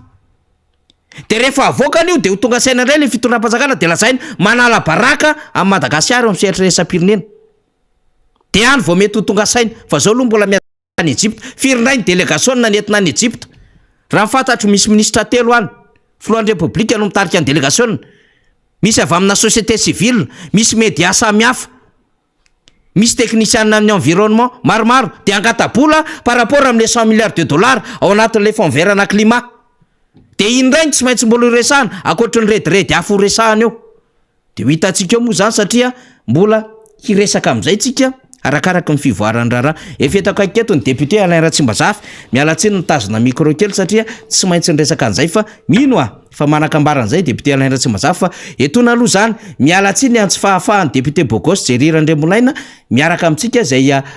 voafidy teny amin'ny district Navaradrano satria tena tratrany tsy fahasalamana ny député Jerry ary ny rahany rehetra nafantatra moa zany matanjaka ny gripa ankehitriny dia nandefa ny teny fialantsino antsika ny solomamboaka Madagasikara voafidy teny amin'ny district Navaradrano miaraba ndray matoa solomamboaka miaraba namana faniry ary manantitra koa ny araba ho antsika voaka malagasy manaraka ny fandarana na ny toerana na ny any ivelany akafaliana trano no ifampitafana amintsika amin'ity andro an'io ity satria tamin'ny herin'ny androany ihany koa moa dia nametraka ny fialatsiny ny tena ny tsy fahafahana ny nandray anjara tao anatin'izay fandaran'izay teo ihany koa moa fandaminana teto anivon'ny radio MBS sy ny télévision MBS zany manoloana ny zavatra nambaranao teo namana faniry sy namana rina zay efa nyaloha teo dia tena anisan'ny zavatra mataitra ny malagasy rehetra mihitsy ireny zavatra niseho tany Tanosy Belleville reny zany ny fihetsiky ny filoham-pirenena ny zavatra ataon'izy mpikambana ao anivon'ny gouvernemanta sy ny sisa zay nanao an'izay fandalovana tany amin'ny faritry nosy be zay zay ahitana an'izay hoe endrika seho ivelany ary fitinina amin'le fomba fitenitsika amin'izao fotoan'izao hoe lasa oeraoera ny betsaka nefa lay vahoaka malagasy dia raha antsika malala ny zavatra iainana isan-tokantrano sy ny zavatra iainana indrindra ny any amin'ny tontolo ambanivohitra amin'izao fotoan'izao ary namafisinao teo namana faniry ny zavatra mitranga ny amin'ny faritra atsimo zay efa nanaovantsika antsoavo teto amin'ity fandarana ity satria nisy ireo organisation international efa namoaka an'izay zavatra zay hoe am'ty taona roambyroapolo sy roa arivo telo ambyroapolo sy roa arivo ty no ahina ny fiakarany zany tena hoe kere zanany amin'iny faritra tsiminy ireo solombavam-bahoaka ihany koa zay voafidy tany amin'ireny faritra ireny dia tsy misy zay tsy manaitra amin'ny fitondram-panjakana ny mba hitodiana manokana ho amin'iny faritra tsiminy kanefa mandrak'izao dia toa mitody damosina amin'izany ny fitondram-panjakana ary zavatra hafa no maharevo hitantsika zany zao fa tsy mbola tonga any amin'ireny olona voakasika ireny ange le fanampiana ataon'ny fitondram-panjakana na misy ary ataon'ny atao hoe eo anivon'ny BNGRC dia apahany ihany zany ary matombotra angy ireny sary hitantsika miparitaka amina tambazotra-tserasera ireny de zavatra misy iainan'ny vahoaka malagasy ary sarina malagasy reny fa tsy vahiny akory ny malagasy ny miaina ao anatin'ireny fahasairanan'ireny amin'izao fotoan'izao ary vahaolana tsara ny hoe ahoana ny ahafahana mamatsy farak'izay aingana an'izany faritra zany na manafaniry ary io nanaovantsika antso teto ny hoe tokony izy fivoriana aingana hiatrena ny lafiny ara-tsosialy eto Madagasikara fa mafy de mafy ny fiatraikany zany hoe tsy fahampiana ara-tsakafo zany eto amintsika ary ny fahaverezana asa sy ny sisa efa tsy resahana tsony fa le hoanina mihitsy amin'izao fotoan'izao nefa tena olana ho an'ny vahoaka malagasy ataontsika hoe fampidirana iny député Alain Ratsimazafy fa zany moa zany de ny rehetra mihitsiny no tokony atsapa ny anjara ndraiky indrindrandrindra le fitondram-panjakana satria raha mijery ny fihetsika ilay mpitondra fanjakantsika zany de triny mitady fitserana zay manko le tena tsy raharainy izy ireo mihitsy le zavatra mahazo an'ilay vahoaka malagasy fa de le oeraoera mibetsaka mandritra io fotoana io tsy fakahitana ny délestage ao anatin'le RIA réseau interconnecté Antananarivo tsy fakahitana le délestage mandritra zany fotoana rehetrarehetra zany de le mpanohana an'le fitondram-panjakana de hoe efa mba miezaka nie de mpanohana an'le fitondram-panjakana de hoe mba tsara tare kosa le filohan'ny repoblika nafatifaty amin'ny poja ohatrany hoe izay no anakomana amin'ny fahorian'le vahoaka sy le zava-doza eto amin'ny firenena le communication diso le communication ho zarainy le fitondram-panjakana sy mpanohana azy tsy mety atsapa mihitsiny zareo milomano anatin'ny volabetsy le manao an'le business le affaire tsy mety mahatsapa mihitsiny amin'ny hoe ireto vahoaka malagasy reto nge mihinantsifiliny mihinantadiny efa tsy hitatsony zay ilazana azy tena trop le mahazo azy fa de inona zavatra ataon'le mpanohana an'le fitondram-panjakana mahafatifaty kely mipozin'ny filohan'ny repoblika mivady ny sasan'izany moa de hoe mamy loatra misy ambonin'ny zany sy le hoe anga andraikitry ny filohan'ny repoblika daholo zao rehetra ka iza no mifamalitra ny vahoaka ho averitsika eto ny kabariny hoe inona ny dika velorano izy izy mihoatra lavitra ny serment zany fantatry ny rehetra ane zany adevitra anisy ane zany fa tena hoe tia no badona misy le vahoaka malagasy efa tena ambony be le communication ny tranga zany hoe tsy hitany zareo zay anakomana an'ilay zaza malagasy kere manerana amin'ny Madagasikara amin'izao fotoan'izao sasan'izany moa mienjera ho azy torapotsiny ny sasan'izany moa ny volony ny amidiny zany nge zava-misy eto Madagasikara ny volondohany no amidiny satria tsy mahita anykoanina de misy mivarotra volondoha de misy mividy volondoha dia ao anatin'izany no amidiny taizany natan'ny tany malagasy nisy an'izany de hivarotra volondoha tsy possible zany tsy nisy an'izany tao anatin'ny zava-misy teto amin'ny firenena fa nataon'ny malagasy zany amin'izao situation zao aiza amina tany misy malagasy ny amin'ny hoe hiteraka le raha matoa vao nisy an'izany tao anatin'ny tambajotra sosialy tamin'ny herinandro lasa iny milaza ny an'le tsy veloko ty zanako ty fa raha misy afaka mandray zany zava-misy eto ny olona mamono 10,000 ariary 100,000 ariary zany no aminona mpiray-tandrazana fanafiana kasopoi tsy ifankahitana satria mahantra le vahoaka potika le firenena fa tsy hitany roeraoera sy ridetaka zany zao izy menakavy niarany riotranyndray sarmelsek any Egypta ndray sady amelombelona an'le fampiresahana an'le samykreta ndray la ianao an'le autoroute de rehefa mahazo an'izay resaka zay tsika meplace tsara mihitsy ny député Alain Tsimbazafa iresaka amin'ity resaka autoroute ty satria io tsy tongatonga ho azy tamin'ny andron'ny président Marc Ravalomanana efa nanana projet président Marc Ravalomanana anao an'le grand tanà de mitondra resaka développement le izy ho an'ny manodidina fa mampifandray am'lay commune rehetrarehetra de iny rehefa avy eo ny eritreretina hoe ndao itsika isokatra lavitra bebe kokoa ka ireo lalana miodina eto Antananarivo reo am'le grand tanà zay misy jiro ary mitondra am'izay hoe échange zay sy transfert de compétence sy moyen zay de mitondra fampandrosoana aingana de stomma le izy tsy hijanona Antananarivo renivohitra rery ihany sy ireo périphérie manodidina azy avaradrano atsimon-drano Ambohidratrimo fa natao grand tanà de betsaka ny commune nahazo an'izay de iny rehefa avy eo somary nitatra ny sain'ny mpitondra taty aoriana de nahazo an'le projet Tatom Antananarivo Tomasina niarahana tamin'ny japonais fa ny japonais sy ny fitondram-panjakana malagasy efa lasa lavitra kokoa hoe ndao sika andinika ny 20 taona 30 taona ho avy de inona natao anao extension porny Tomasina de niaraka ny Zika le coopération japonaise de io le extension porny Tomasina nanao vavideda sy hoe fitokanana mbola tsy vita akoriny le extension porny Tomasina raha ny tokony izy de tokony ahafahana manao protection am'ilay sisin-dranomasina de mivadika miamia amin'ny fomba hafa moa izy ho an'ny sasany da zay tiako tenena hoe resaka autoroute tsika tamin'ny farany herinaritra teo fa aleo ao amafisitsika bebe kokoa ny lalana iny adevitra iny nahatonga azy ho tonga tamin'izay miaraka amin'ny député Alain Tsimbazafa marina tokoa zay voalazana zay namana fanisy satria tany aloha tany a de nisy nefa fandinihana nyty lafiny hoe grand tanà ty efa tamin'ny andro ny filoha Marc Ravalomanana zay tsara ny manamarika fa commune misa 7 teo no mivorona tao anatin'izay tafiditra ao anatin'izany moa zany ny commune Antananarivo renivohitra miampy ireo commune 9 nisy ny fivoriana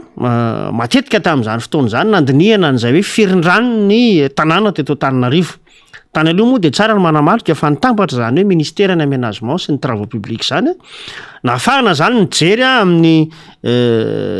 fifandrindrano ireo ataontsika hoe ministère roa izy am'izao fotoana zao natambatra anankiray tamin'ny fotoan'andro amin'ny fanindranana ny tanàna teto amintsika tamin'izany fotoana zany no efa nanomboka ny fandinihana nyty hoe fampitohizana Antananarivo sy Tomasina io ary tetikasa lehibe niarahana tamin'ny zareo japonais tamin'izany fotoana zany nisy ny dingana maro zay efa vita misy ny ataontsika hoe fanadiadiana iany fotony io le ataontsika hoe enquête commodo incommodo zay ataony amin'ireny faritra voakasika ny commune tsirairay ary anisan'izany ny commune Ambohidranoka zay hoe tamin'ny fotoan'andro moa tena dia anisan'ny be ny tanàna tao anatin'izany commune zany ka nahita tsara sy nahafantatra tsara ny vozotrany zany tetikasa zany ankehitriny dia hitantsika fa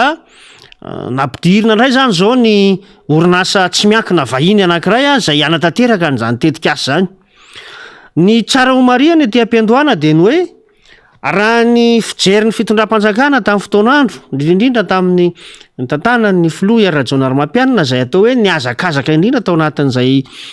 fifampidiniana mahakasika an'io resaka tetikasa Tatom io zay niarahana tamin'ny Zika io amin'ny anatanterahana n'le autoroute lehibe mampitoena Antananarivo sy Tomasina dia nojerena avokoa ny amin'ny lafiny hoe atraizany mety ho famatsim-bola entin'ny firenena japonais ho an'ny Madagasikara ny fanatanterahana ny asa ary nojerena ny hoe anamaivanana n'ireo karazana seha-pandaniana sy ny hoe tena vola atotona ao amin'ny fanaterahana n'izany tetikasa zany ary nijery manokana ny tombontsoa hoan'ny voaka malagasy amin'ny fampiasana ny lalana raha mijery amin'izao fotoana izao ny tetikasa dia mahatratra ny amin'ny 924 millions de dollars voafaritra fa ny roapolo sanjatony io dia raisy ny fitondram-panjakana malagasy. Ny somary ametrahana fanamarina zao fotoana dia ny hoe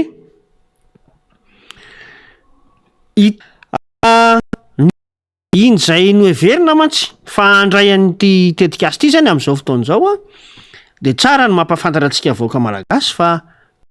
anatin'izany pitsopitsony fifanarahana zay nisy tamin'ny ty orinasa ezipsianina ty sy ny fitondram-panjakana malagasy ny hoe averina ao anatin'ny 12 taona izany volo zany ary ny fiara madinika zay handeha amin'izany lalan'izany dia handoa hatrany amin'ny 15,000 ariary na 10,000 sy 1,000 ariary isaky ny mandeha eo amin'ny fiara io, ary ny camion na ny fiara vavety dia manodidina ny 2,000 ariary ny vola alohany. Ny vahoaka malagasy nefa amin'izao fotoana izao any dia fantatsika tsara ny amin'ny lafiny hoe fasairanana misy, ny mbola hanitsaka an'izany lalan'izany tsika hampiasa an'izany lalan'izany dia misy ny atsotsika hoe taxe de roulage tsy maintsy alohan'izay fiara mandeha eo amin'io lalana io. Azo maritana ao anatin'izay dia ny hoe ny trosa zay efa zakain'ny fitondram-panjakana amin'ny fanefanana io etsy an-daniny ary mbola hiampy ihany koa zany ny hoe ny vahoaka malagasy mivantana mihitsy no mbola handoto isaky ny mampiasa an'izany lalam-pirenena zany. Zay atsapana ny hoe lasa hamelona orinasa vahiny ve zany ny vahoaka malagasy, fa maninona raha jerena hatrany la efa fiara-miasa tamina firenena matanjaka toy ny Japonais anampy antsika amin'ny fanatanterahana ny asa. Hitantsika tsara ny famatsim-bola zay azo tamin'ny Japonais namboarana ny extension ny port'ny Tamatavy fa tsy ny vesara trosa mavesatra toy izany ny firenena malagasy fa nisy ny fitsinjovan'ny firenena Japonais zany amin'ny lafiny fanampiana amin'ny fitondram-panjakana malagasy indrindra ny vahoaka malagasy amin'ny hoe fiatrehana ny lafiny ara-ekônomika eto Madagasikara, satria anisan'ny port lehibe zany port novotaina tao Tomasina zany zay nataon'ny Japonais, ary hitantsika ny fiantraikan'izany amin'ny lafiny ara-ekônomika amin'izao fotoana izao fa tena afaka mahazaka sambo lehibe ny toeram-piatsonana ary atao hoe ivezivezeny ny fifanakalozana indrindra amin'ny hoe fiakaran'ny arikarentsika zany ny fahavitany reny foto-drafitrasa lehibe reny. Ankehitriny nefitsika dia to mitody damosina amin'ireo firenena Japonais ireo fitondram-panjakana ary io na somary nahataitra ny tenanay manoloana ny fifanarahana zay nataony fitondram-panjakana malagasy sy ny orinasa privé ezipsianina iny manatanteraka an'le hoe hanao an'ity lalana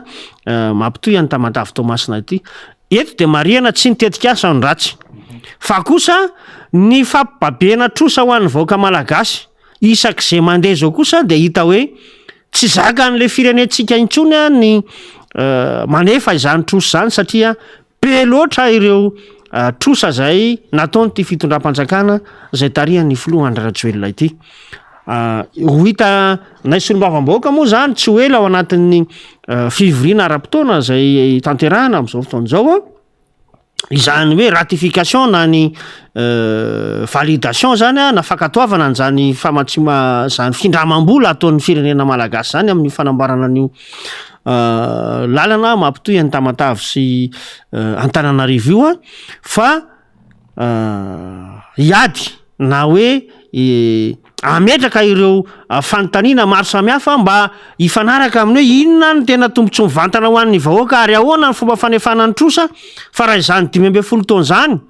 amina vola be amina hoe 924 millions de dollars zany dia za mahita fa tsy ho zaka ny firenena malagasy na nefan'izany indrindra ho an'ny vahoaka madinika satria lasa hando haba zany zao ny fiara manomboka eto rehefa vita ho lalana io amin'ny fandalovana na ny fantsahana n'izany lalana izany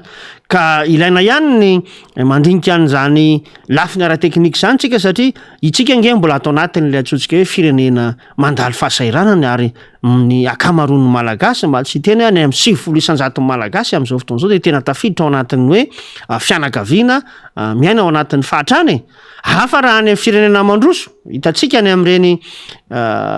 firenena mandroso eny ohatra ny Corée sy ny sisa dia misy ilay barera ary eny amin'ireny no andoavan'ny fiara rehetra an'izay hoe raisika hoe taxe de roulage amina lalana pirenena sahala amin'izany fa raha eto no ampiarinao amin'izany dia mihitsy aho fa sarotra ho antsika ny andohan'izany hoe hivoaka ny trano ny fiarantsika ka andoha 5,000 sy 2 alina isan'andro raha andeha amin'iny lalam-pirenena zay everin'ny fanjakana fa hoe mila handraisan'ny vahoaka malagasy anjara amin'ny lafiny hoe fanefana an'izany trosa lehibe zany ka eo moa namana fanery ny tiana homarena dia ny hoe lasa ohatry ny mamaky an'ity fitondram-panjakana ity zao ilay miara-miasa amina orinasa vahiny zay privé no resahana eto fa tsy ilay fanjakana any ivelany mihitsy zay mety afaky ny hoe hitondra ny fanalefahana samihafa amin'izay lafiny fampindramam-bola eto amin'ny tany sy ny firenena zay ka mila mandinika tsika hoe hoentina ho aiza marina ary ty firenentsika ity satria raha ny zava-misy amin'izao fotoana izao dia tena mampatahotra mihitsy ary mampiayahany hoe mbola ikorosofahana noho ny zavatra efa hitantsika amin'izao fotoana izao ny ainatsika afaka ataona vitsivitsy zay indrindra no hitondrantsika ny toy ny fandarantsony satria mba ho fantatry ny vahoaka zay mpanaraka ny fandarana ny zava-misy amin'ny akapobe sy ny akapokely ny fiainan'ny firenena député Alain Ratsimazafy ary vahoaka mitsakotsako mandray araka ny tandrify azy ny lalana zay hoe hevitra everany mpitondra amin'izay firenena zay fa ny fanazavan'ny député Alain Ratsimazafy teo dia hoe fatora ny fitondram-panjakana amina trosa miavosa le firenena amin'izao fotoana izao 924 millions de dollars tsy mora ary tsy tavaverina vetivetika izany vola zany resaka autoroute zany mbola tsy miresaka an'le projet tanamasoandro tsika miaraka amin'zareo arabo any Abu Dhabi ohatrin'io vola hotrosaitsika amin'io ary ohatrinona ny anjara fitondram-panjakana malagasy ahoana ny fomba famerenana an'io mbola tantara be zany mbola tsy miresaka tsika amin'izay mety ho projet hafa satria andeha koa le voie rapide eto io ny 151 millions d'euros atao amin'le téléphérique le kendrena ho apetraka mbola vola afo ty akoatry ny banque mondiale sy ny FMI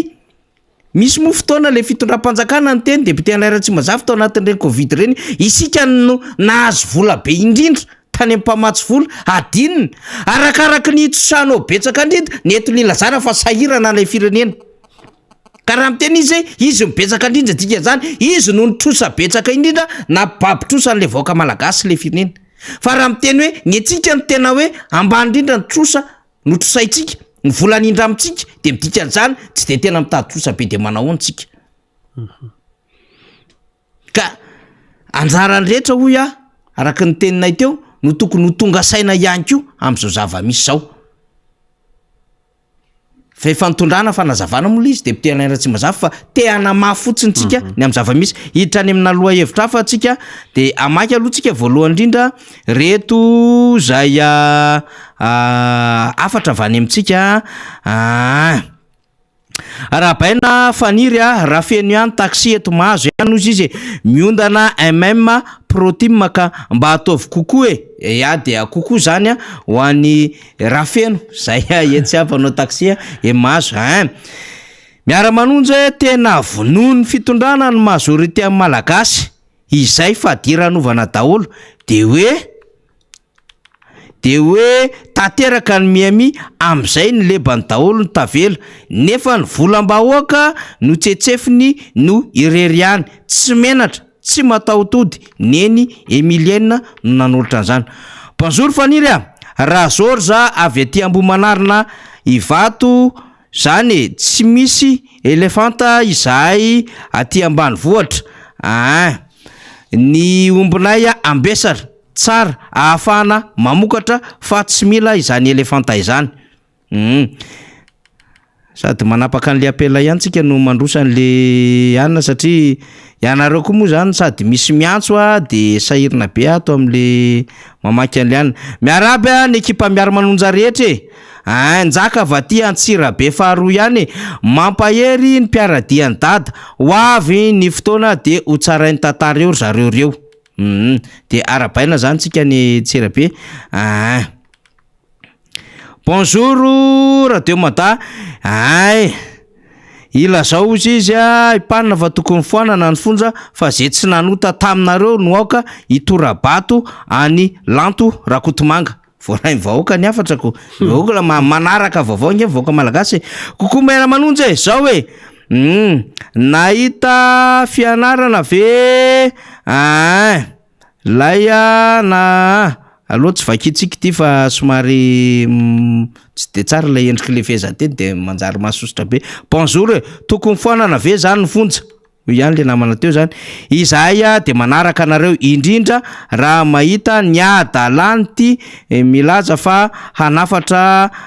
biby kanefa ny vahoaka eo ambany masiny aza tsy hita ny anaovana azy. Mivavaka ho anareo izay mba homen'Andriamanitra fiarovana magaga mba andresy ny asany devola. Mahereza ozy izy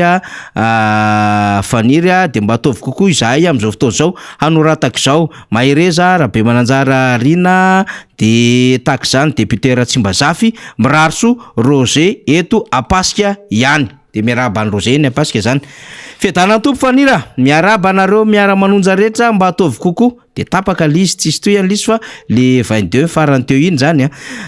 malasa eritreritra fa misy fokotany ozy izy de manona parcelle izy eto Tomasina ny esorina de nsolona olona afaka miara-miasa amin'ny fanjakana zay tendren'ny préfet. Io tena saiky manerina Madagasikara mihitsy io ao anatin'ilay pariadiny zareo zany zay anao an'ilay alabato melo ary mila mitandronytsika am'ty resaka kara-panondro sy kopy faobety. Tena mila fitandremana fa resaka amin'itsika rehefa aveo. Miaraba anareo mpanolotra fandarina ato amin'ny miara-manonja MBS tsy maintsy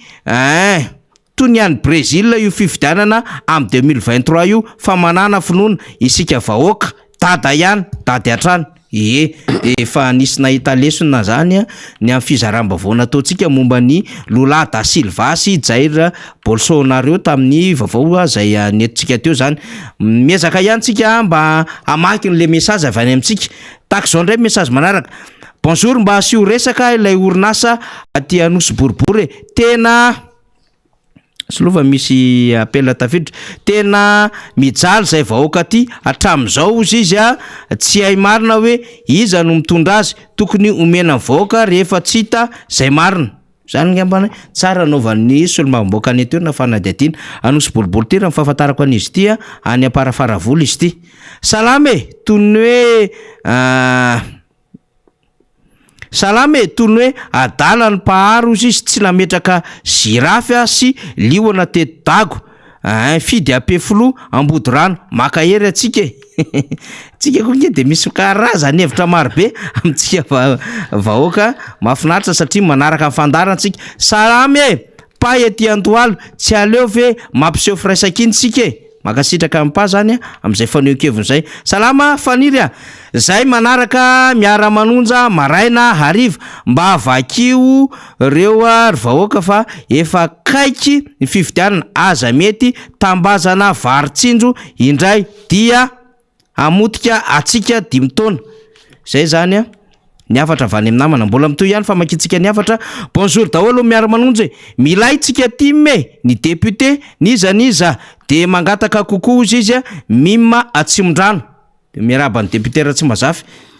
mima Atsimondrano. Salama miara-manonja mba azafady indrindra tompoko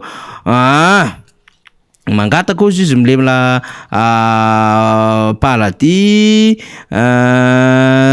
mba apitao amin'ny député Todsoa hoe mba apio ohatra mimponiny eny Ambohimanarina anay aty Fianaratsoa fa sahirana de sahirana mba handefaso na mba amidy sakafo ara ozy izy raha miera manana Andrianjafinjaka Zaka misaotra tompoko. miantso vonjy mihitsy zany député Toditsoa moa eny Ambohimanarina eny zany zareo any Fianaratsoa mba anampy ny any Fianaratsoa. Tena général izay ty fahantrana ty. Bonjour MBS, mba ataovy kokoa ane zahay aty Mahajemby Kiranomena fa izay makafy fa izahay aty tsy mahazo MBS fa FB nijerevanay. Madame Violette aty Mahajemby Kiranomena district Feno Arivobe mirarisoa ny fianakaviana any Amboanana Arivomamo any. De voaray anareo Kiranomena koa zany de manao kokoa. Salut na eny zao hoe fa enjakenjana le soratry ty mbola mila famakina hafa mihitsy satria tena abréviation enjana be. Salama MM rehefa tsy andray anjara amin'ny concertation nationale niseny ny PM filoham-pirenena de zao dia mety angamba raha baiko ny vahoaka rehetra hiteny ampahabeamaso ny fikasany avy momba ity Madagasikara ity ireo amin'ny alalan'ny filarana milama avec pancarte de misy ny anaran'izy ireo. Sosikevitra avy any antsika vahoaka zany zay rehefa hoe tsy andray anjara de tsara misy filarana miaraka amin'ny pancarte ozy izy fa le message moa zany lava be de tapaka eny an-dalana eny le alefatsika zany. Toizantsika any famakinan'ireo hafatra zany. Salaminareo tena manay am'ty CIN faobe ty mamy avy aty Fianaratsoa de mandraisa ndraikitra alefasy ny vaovao any amintsika any momba n'ty ketriketrika copie faobe sy ty resaka CIN ty. Bonjour daholo tena enjana misy le fitondram-panjakana fa hatrany amin'ny copie-coller aza de idirany Raoldine ny anay ozy izy inona satria io ny anay de eto ny tapaka lizy satria io no mijery fiainam-bahoaka miresaka anarana député izy eto de tapaka lizy Toizantsika any. Salut MBS, afaka manafatra sokatra avy any ivelany koa ve isika? Monsieur Ronaldo Ambanja. Manaraka antsika koa ny any Ambanja. Eny, le hevitra hafahafa fa matoa zany teraka de tonga tao anatin'le resaka girafy, elefanta, zebra zany. Salut MM ozy izy, mila mijoro isika sinon lasa karana afaka ataona vitsy Madagasikara. De toy izany izy efa anazany Madagasikara sady ny TGV nge tsy hijery malagasy zany ny karana no tompoiny ARJ etya mahazo. Bonjour MM. Olo efa lany enatra ny fanjakana rehetra. Zay. Tonga de tsotra ny azy. Olo efa lany enatra ozy izy ny fanjakana rehetra. Zay soratra. Salama faniry izahay atia Ambohipeno mahaiza Betafo dia miondana miara-manonja tina ihany. Antsika koa Betafo député ratsy mazavy. Salame député Yalain. Mba ataovy kokoa izahay atia Tanety de rovinandray ianao mandalo. Manohy ihany tsika. Salut, Ertina Vatia Sonindrarny Antsirabe faharoa tena simba ny lalana aty amin'ny sopotry ny poma fa aiza de inona no tena asany io fanjakana io mahere zavy dada ihany ny atsika. Zay zany avy any Sonindrarny salama faniry maître aty Andravoangy anty tsy tomombana liste électorale ety amin'ny fokotany Andravoangy Atsinanana fa isika tsy miala amin'ny dada hatrany ny ety na dia ato amin'ny de tsy tononiko le izy dia manaraka miara-manonja resaka anara-piangonana izy ato fa tsy tononiko le tsy tononiko le izy tsika koa mba mametraka famelona tsara ihany amina zavatra ohatran'izao. Kokoa tery ihany ozy izy tamin'ny dada teo amin'ny fitondrana de niasa daholy dia manino ozy izy mitady olona am'izao ianao ndray no mandoha vola nefa tsy fananana no hitadiavana mba mandalova ety aminay Keniany Tanjombato somary misavoritaka kely le message amboary tsara aloha ho anao le nandefa le message tery eny Keniany Tanjombato amboary tsara tery le message ataovy ay vakina lizy fa lasa tsy ay vakina. Tozy atsika ihany message tsika salama faniry ninninona taon'ireo dada tsy maintsy lany lanto tsotra be ny lanto amin'ny telomany azy 41 de 38 farany zay ny lanto eo. Bonjour faniry tena jaka tsony tia ny vahoaka malagasy atao vianatra ho antsika zay lasy zay fidy amboy barikely ihany be merabandrafidy zany amboy barikely asa amboy barikely ery androndra ve zany.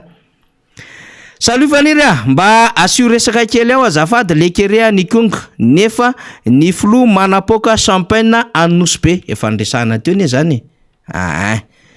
eny ary tapahantsika am'izay satria efa betsabetsaka izay salut MBS mba ataovy kokoa kely mamaliza eto mijery anareo eto de kokoa mamaliza zany tena tiany mihitsy mijery anareo eto avy atya ilafy ihany.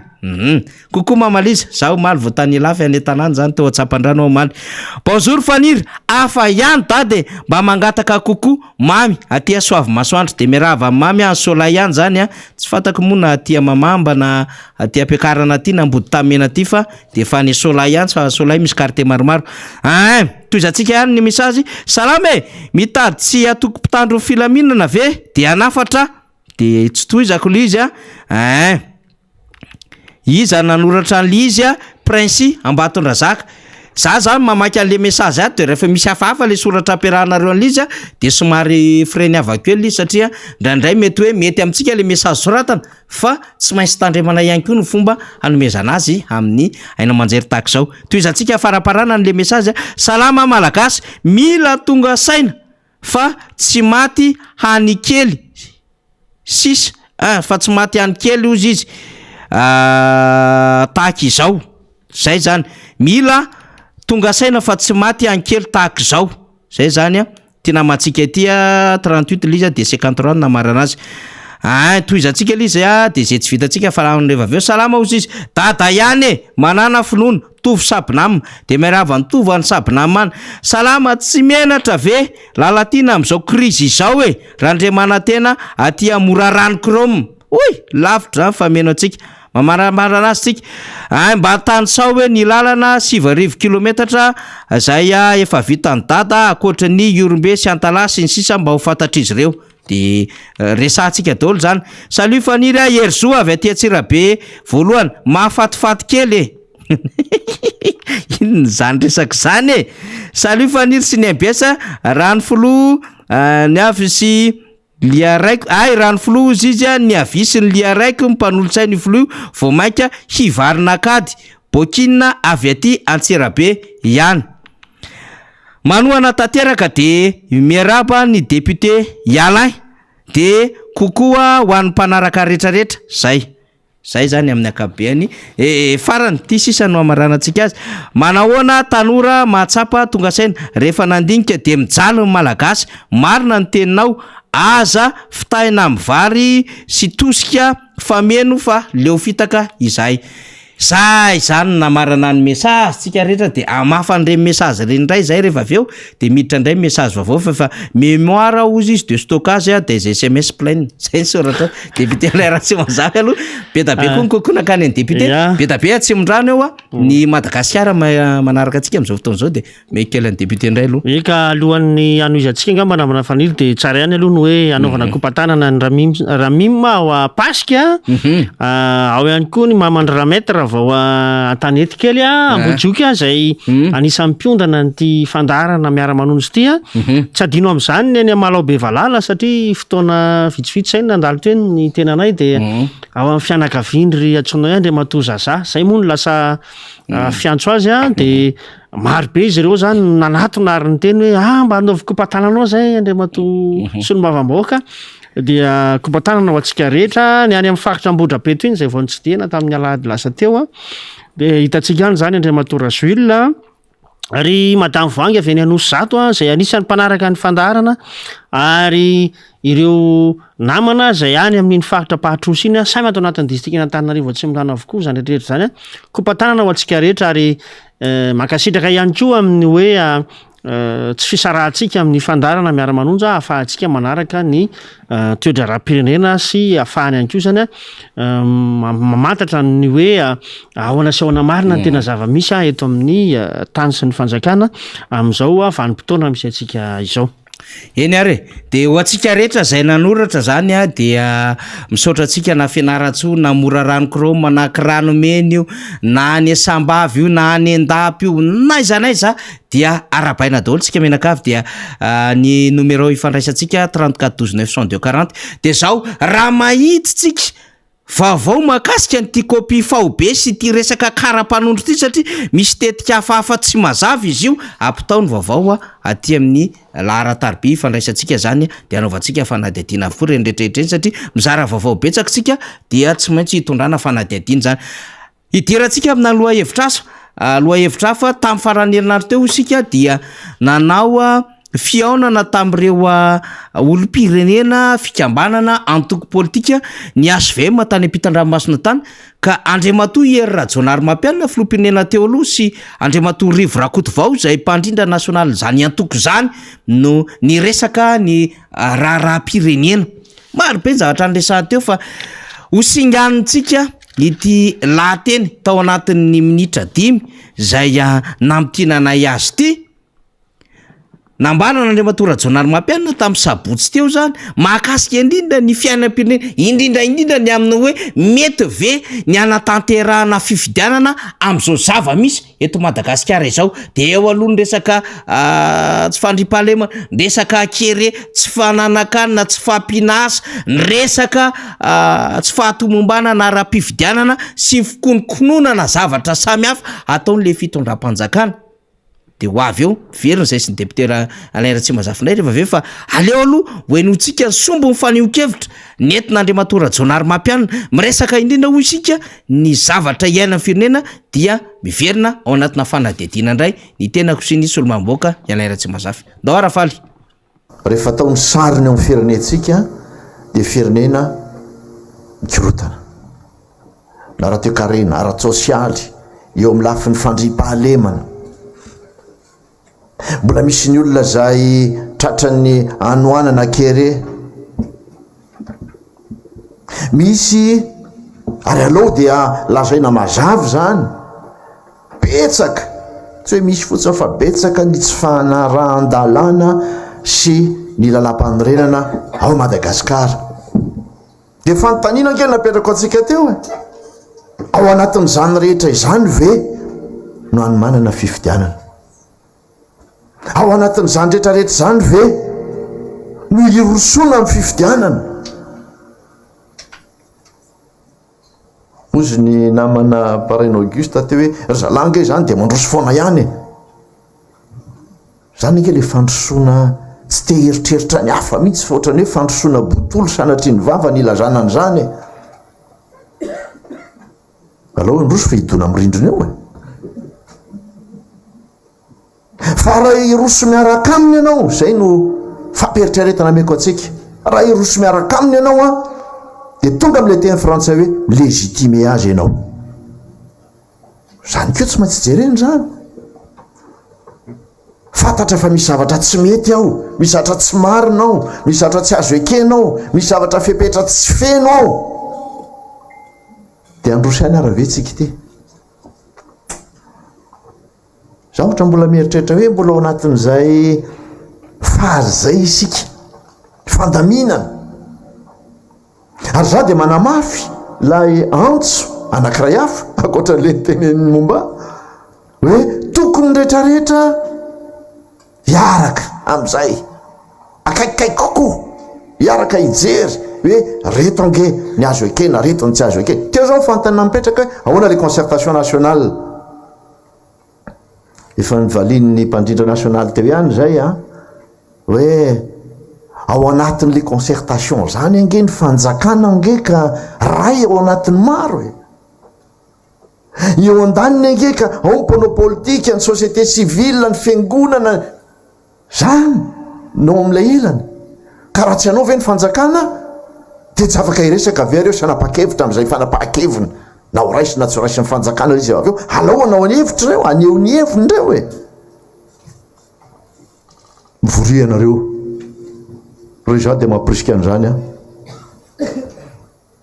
tokony aroso zany andiniana an'lay zavatra misy azy tokony hijanona fotsiny am'le hoe de andao ifidy dao jerena lalam-pifidianana reny tsy maintsy ho jerenyreny na tiana na tsy tiana fa hoe ahoana koa le manodidina an'izay zao fifehezana amin'ny mpanao gazety mpanohatra mpanao politika mpanohatra tsy afaka miteny tsy afaka miresaka vao mandeha de sakanana am'izay ataony rehetra ao anatin'izany ve no androsonao ka na te androso azy ianao jare renazo any président Ravalomana nandeha amin'ny toerana anankiray de sakanany an-dalana tsy afaka mandeha de milatsa asika fa de hitan'ny olona indrindra raha grosse pointure ianao fa de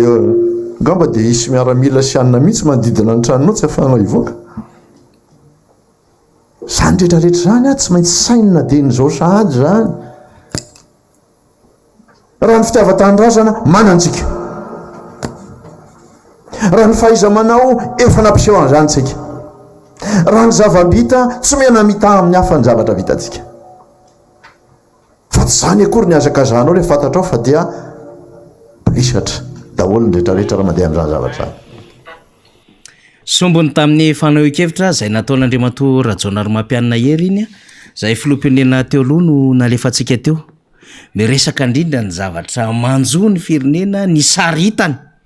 ary reo azo lazaina fa hoe inona ny zavatra tokony ho atao aza de nandroso sosikevitra napriska ny amin'ny hoe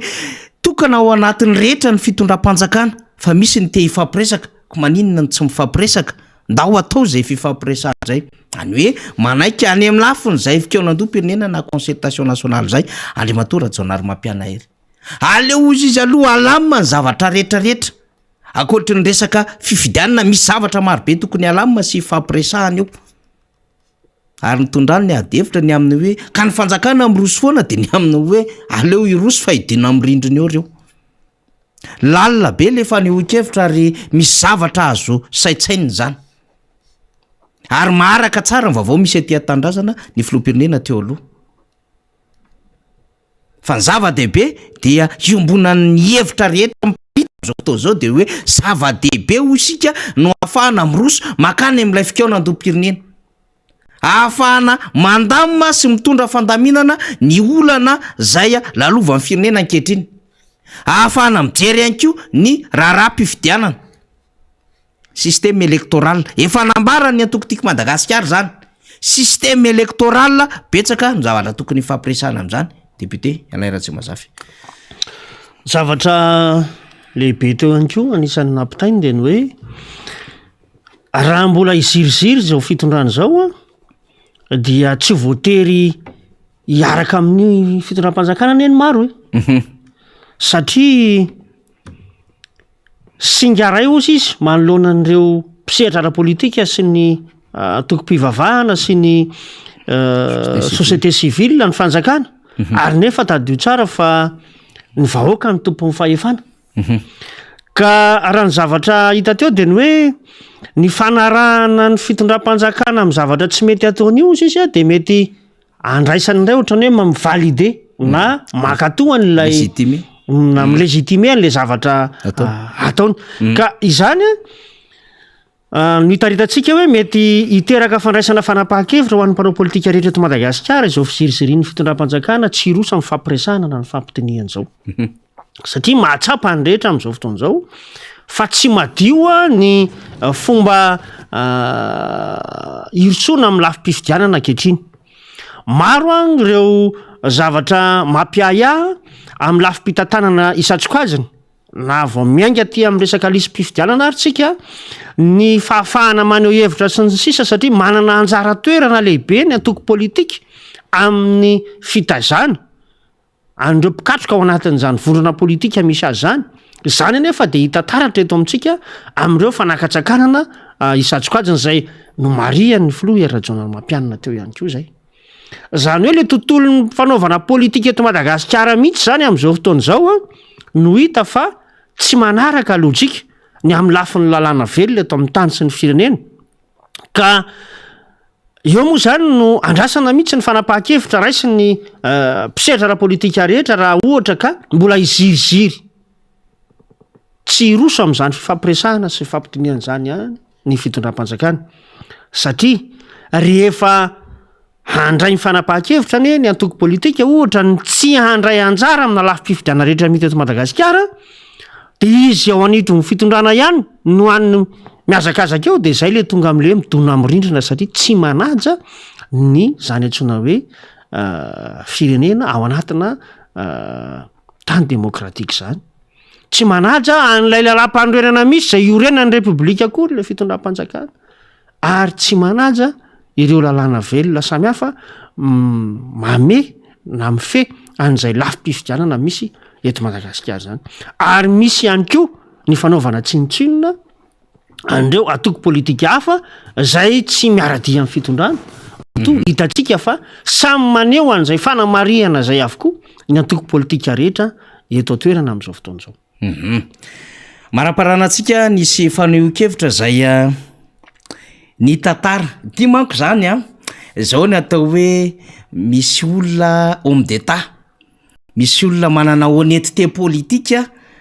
ka rehefa tsara nety ny zavatra nataon'ny hafa na tsy eo amin'ny fitondrana ary de afaka teneny hoe mety zany. Ary zay koa natao hoe endriky ny continuité de l'état mahafantatra hoe ty mety ty tsy mampety amin'ny firenena fa tsy avy an-trano de tonga de anapotika an'lay zavatra nataony le teo aloha. Expérience iraingeza be am'zany ity nambarana Andriamatora Rajaonary Mampianty mbola tamin'ny sabotsy any député Alain Tsimbaza miresaka indrindra ny tontolon'ny angovo teto Madagasikara. Ary nahatsapa an'izay ezaka nataon'ny Filoha Marc Ravalomanana zay tamin'ny taona 2024 rehefa napiditra groupy Tetsimandro Seza ny Filoha Marc Ravalomanana tamin'izany fotoana andro zany. De nitondrany fanamariana tsara mihitsy izy ohatran'izao any ny zavatra niainana ary ohatran'izao ny zavatra ezaka nataoko mba hahafahako mandeha lavitra kokoa. Fa raha miaina an'le fitondram-panjakana tsika ohatrany hoe tsy nanao ninina daholo azo ny teo aloha repoblika mifandimby fa izy no hitondra zava-baovao ohatrany hoe namatana tany efitra tany foana le mpitondra fanjakana tsisy trano tsisy olona fa izy menakavy teze ve tonga avy any de ry zareo vao hanao zavatra eto Madagasikara. Ohatrany hoe zay le fijeriny an'le Madagasikara amin'ny solomasina ankehitriny. Enotsika ty tenin'Andriamatora Rajaonary Mampianty tamin'ny sabotsy miresaka ny tontolon'ny angovo ary niezaka nataon'ny Filoha Marc Ravalomanana. Dao Arafaly. Mahafantatra reo moa fa tamin'ny andro ny Ravalomanana de nividy le groupe reo izy zay mifinancer ny norvégiana raha tsy diso izay taon Jirama 40 mégawatt Vartsilamy marque zany ny Rolls Royce ny groupe zany 2008 2012 potika tsy nandeha tsony izy lasa mila pièce détaché mila an'zao de vola mivoaka le izy ay misy mikitika le izy anamboarana azy mba azona manafatra pièce détaché ay misy mikitika le izy asimba azy am'izay raha miconsomme 10 litres ny heure izy lasa miconsomme 15 litres ny heure dia misy zavatra maro samihafa zay miseho anatin'le zavatra. Groupe tokony asa 7 taona na 3 taona tao amintsika 3 sy 4 taona de potika tanteraka le izy de ozy hoe marina ny safidika tonga de nilancé andren'le hoe saofike miaraka amin'ny efage atetezam-bato hoe sisa mila fotoana zany fa rehefa sainao ny anova de sainao manao namana ny fotoana miaraka aminao. Entsika arak'izay nay nikaroka zavatra tsara ho amin'ny firenena ny Filoha Marc Ravalomanana ary na ny Filoha Rajaonary Mampianty aza de miteny hoe groupe zay azo tany amin'ny norvégiana Vartsila no nentina tao Marsesa 40 mégawatt 40 mégawatt zay le niteneniko teo hoe inona ny tonatonana n'le filohan'ny République Anosy Belleville parc solaire 1 mégawatt. Misy ministry ny angovo afaka manao an'izany miaraka amin'ny staffony tsy mila andanoina ny volam-panjakana amin'ny alalan'ny délégation-na présidence zany. Nen'olona 40 mégawatt manana tanjaka hatrany amin'ny 30 hatrany amin'ny 40 taona ny Filoha Rajaonary Mampianty fa zao misy manao kilalao maloto ny teknisianina malagasy de kitikiti andrala le pièce de lasa mividy pièce détaché de lasa miconsomme au lieu de 10 litres lasa 15 litres. Zay ny tenen'ny Filoha Rajaonary Mampianty teo. Zavatra farany top tsara indrindra no nentin'ny filora valomanana. Ohatran'izany anie rehefa nanao an'io andekaleky io ny filoratsiraka niaraka an'zareo Pays-Bas tany Hollande. Fitaovana raitra sy tsara ngeny nataovana ary zay fotom-pisainany zay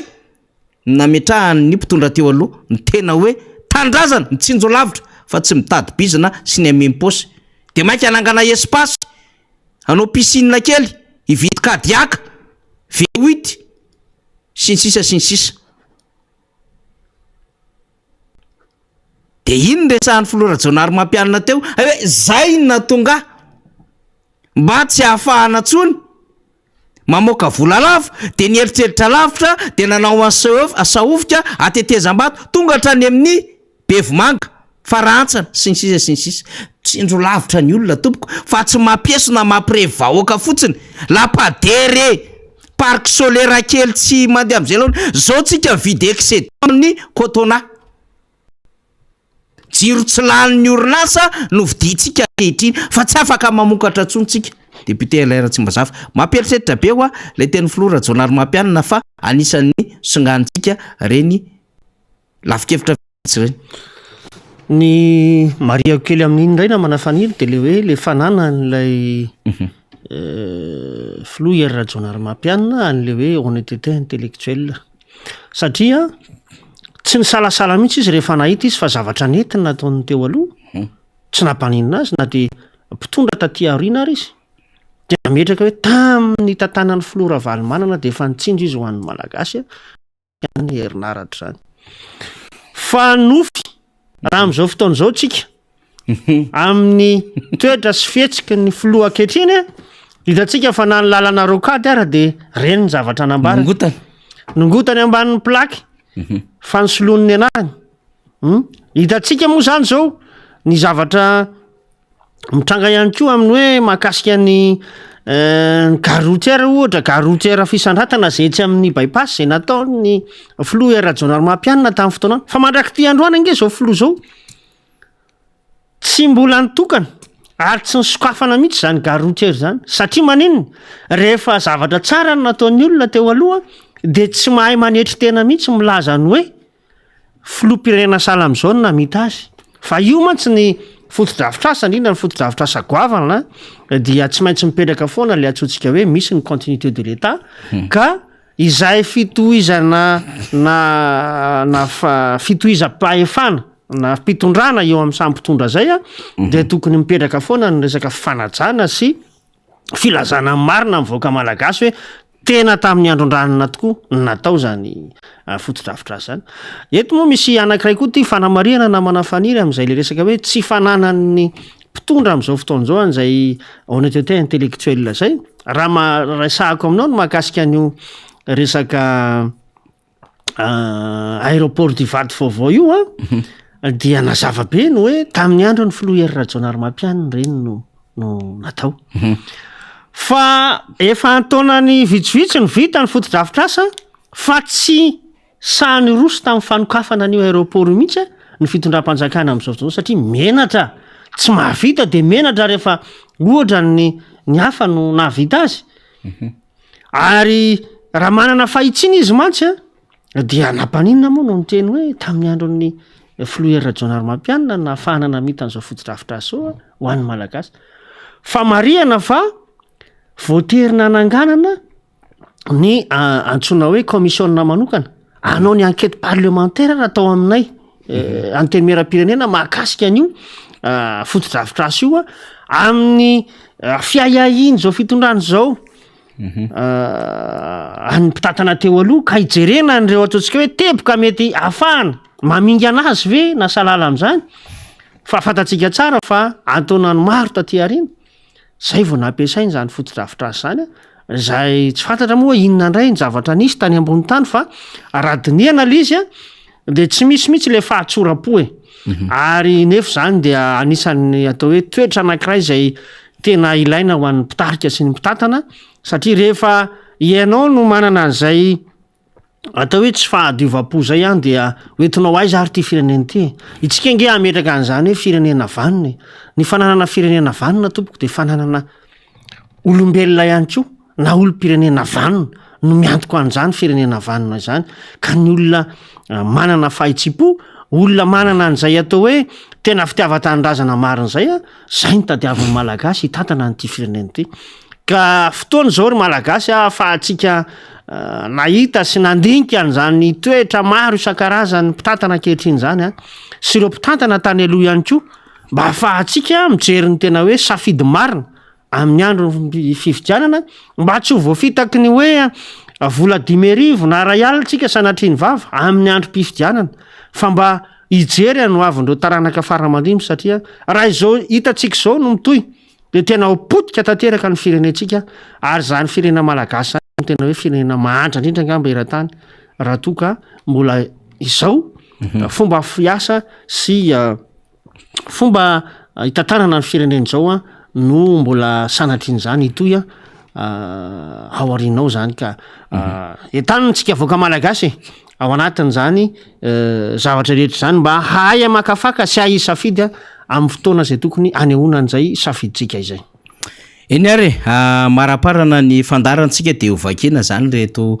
afatra zay tafiditra faraparan'reto indray zany a de anaovana ny veloma amitsika rehefa aveo fa tsy adino ny namana ny lavitra any a de anisan'izany mpanaraka atsika Ramatoa Clotilde zay any am'le hoe Leupio en Velay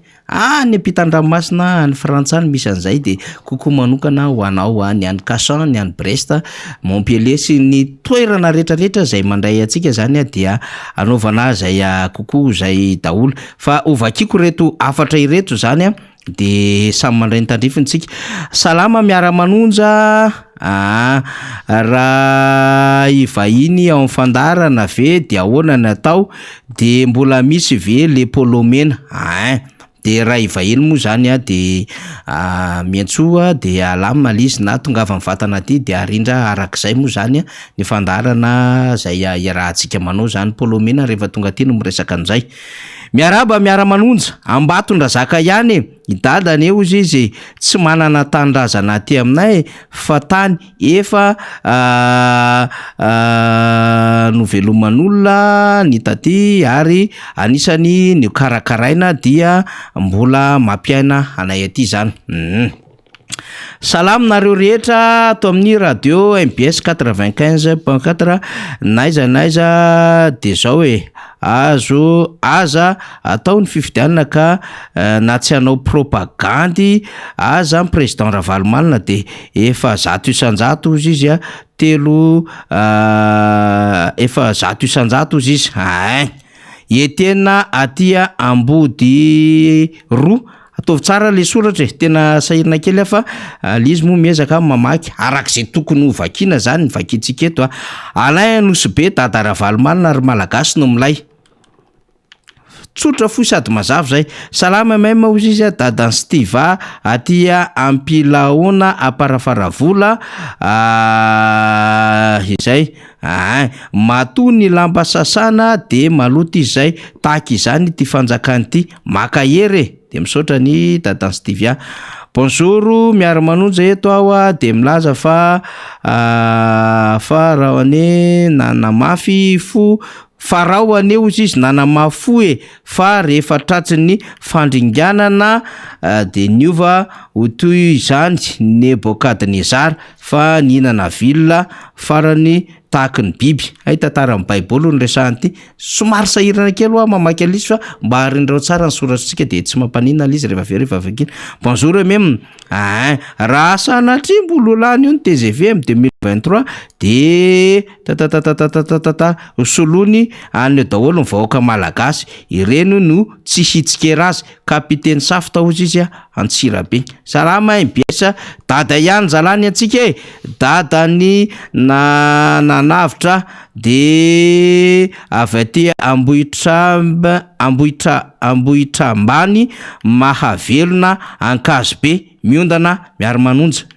tsy de hita le toerana fa tsika malala azy de toizantsika li salama faniry teny marina tsy azo kanina mihitsy ireny kabary ny filoha ery rajonary mampianina ireny valosoa aty manjakandrina miaraba ny miara-manonja rehetra de mirarosoa anareo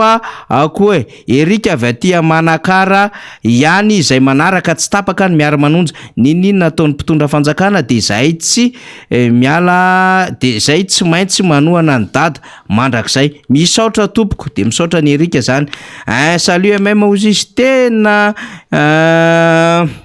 mila tsy ihinany zahay aty amin'ny commune Andilana Nord amin'ny vary 700 ariary ny kapoka toizantsika ny mesazy mirarosoa miara-manonja de zay mieno anareo ozy izy madama izy zany fara havaradrano salama faniry Donesin va ty Ambohimasoa ny karaman'ny FCE tsy voaloha ko mahita raha atao malaza tamin'ny fitondrana rajoelona ny fitokonana karama mirarosoa salama faniry risara ty tsy lazaina oke sotra betsaka risara salama faniry nonoa androy fokely ny nono fara mamarana azy bonjour namana faniry rina ary namana technicien député Ratsimbazafy radio MBS sy ny radio Mata or vahoaka malagasy namana efa tsy izy tsony ny fiainantsika tongava saina raha malagasy efa ny biby sy ny olombelona efa miaraka amin'ny sakafo eny amin'ny bac ordure andro aman'alina tena grave dada Ravalomanina ihany solution amin'ny 2023 zoky raki zay nandefa zay message zay eny ary fa de makasitraka betsaka atsika rehetra zay nanaraka amin'ny fandarina misaotra député Ratsimbazafy ya misaotra anao namana faniry ary saorana ihany koa namana rina zay efa nitondra ny famakafakana teto tamin'ny tany am-piandohana makasitraka atsika vahoaka malagasy ihany koa zay nanaraka ny fandarana hatramin'ny farany ny afatra kely amin'ity andro an'io ty de ny hoe azo atao ambany zavatra ny fisoratantsika anarana ao anatin'ny lisam-pifidianana satria ninona zavatra mitranga atao amin'ny tany sy ny firenena de tsy maintsy mefara amina fifidianana foana sika ndikan'izay dia anisan'ny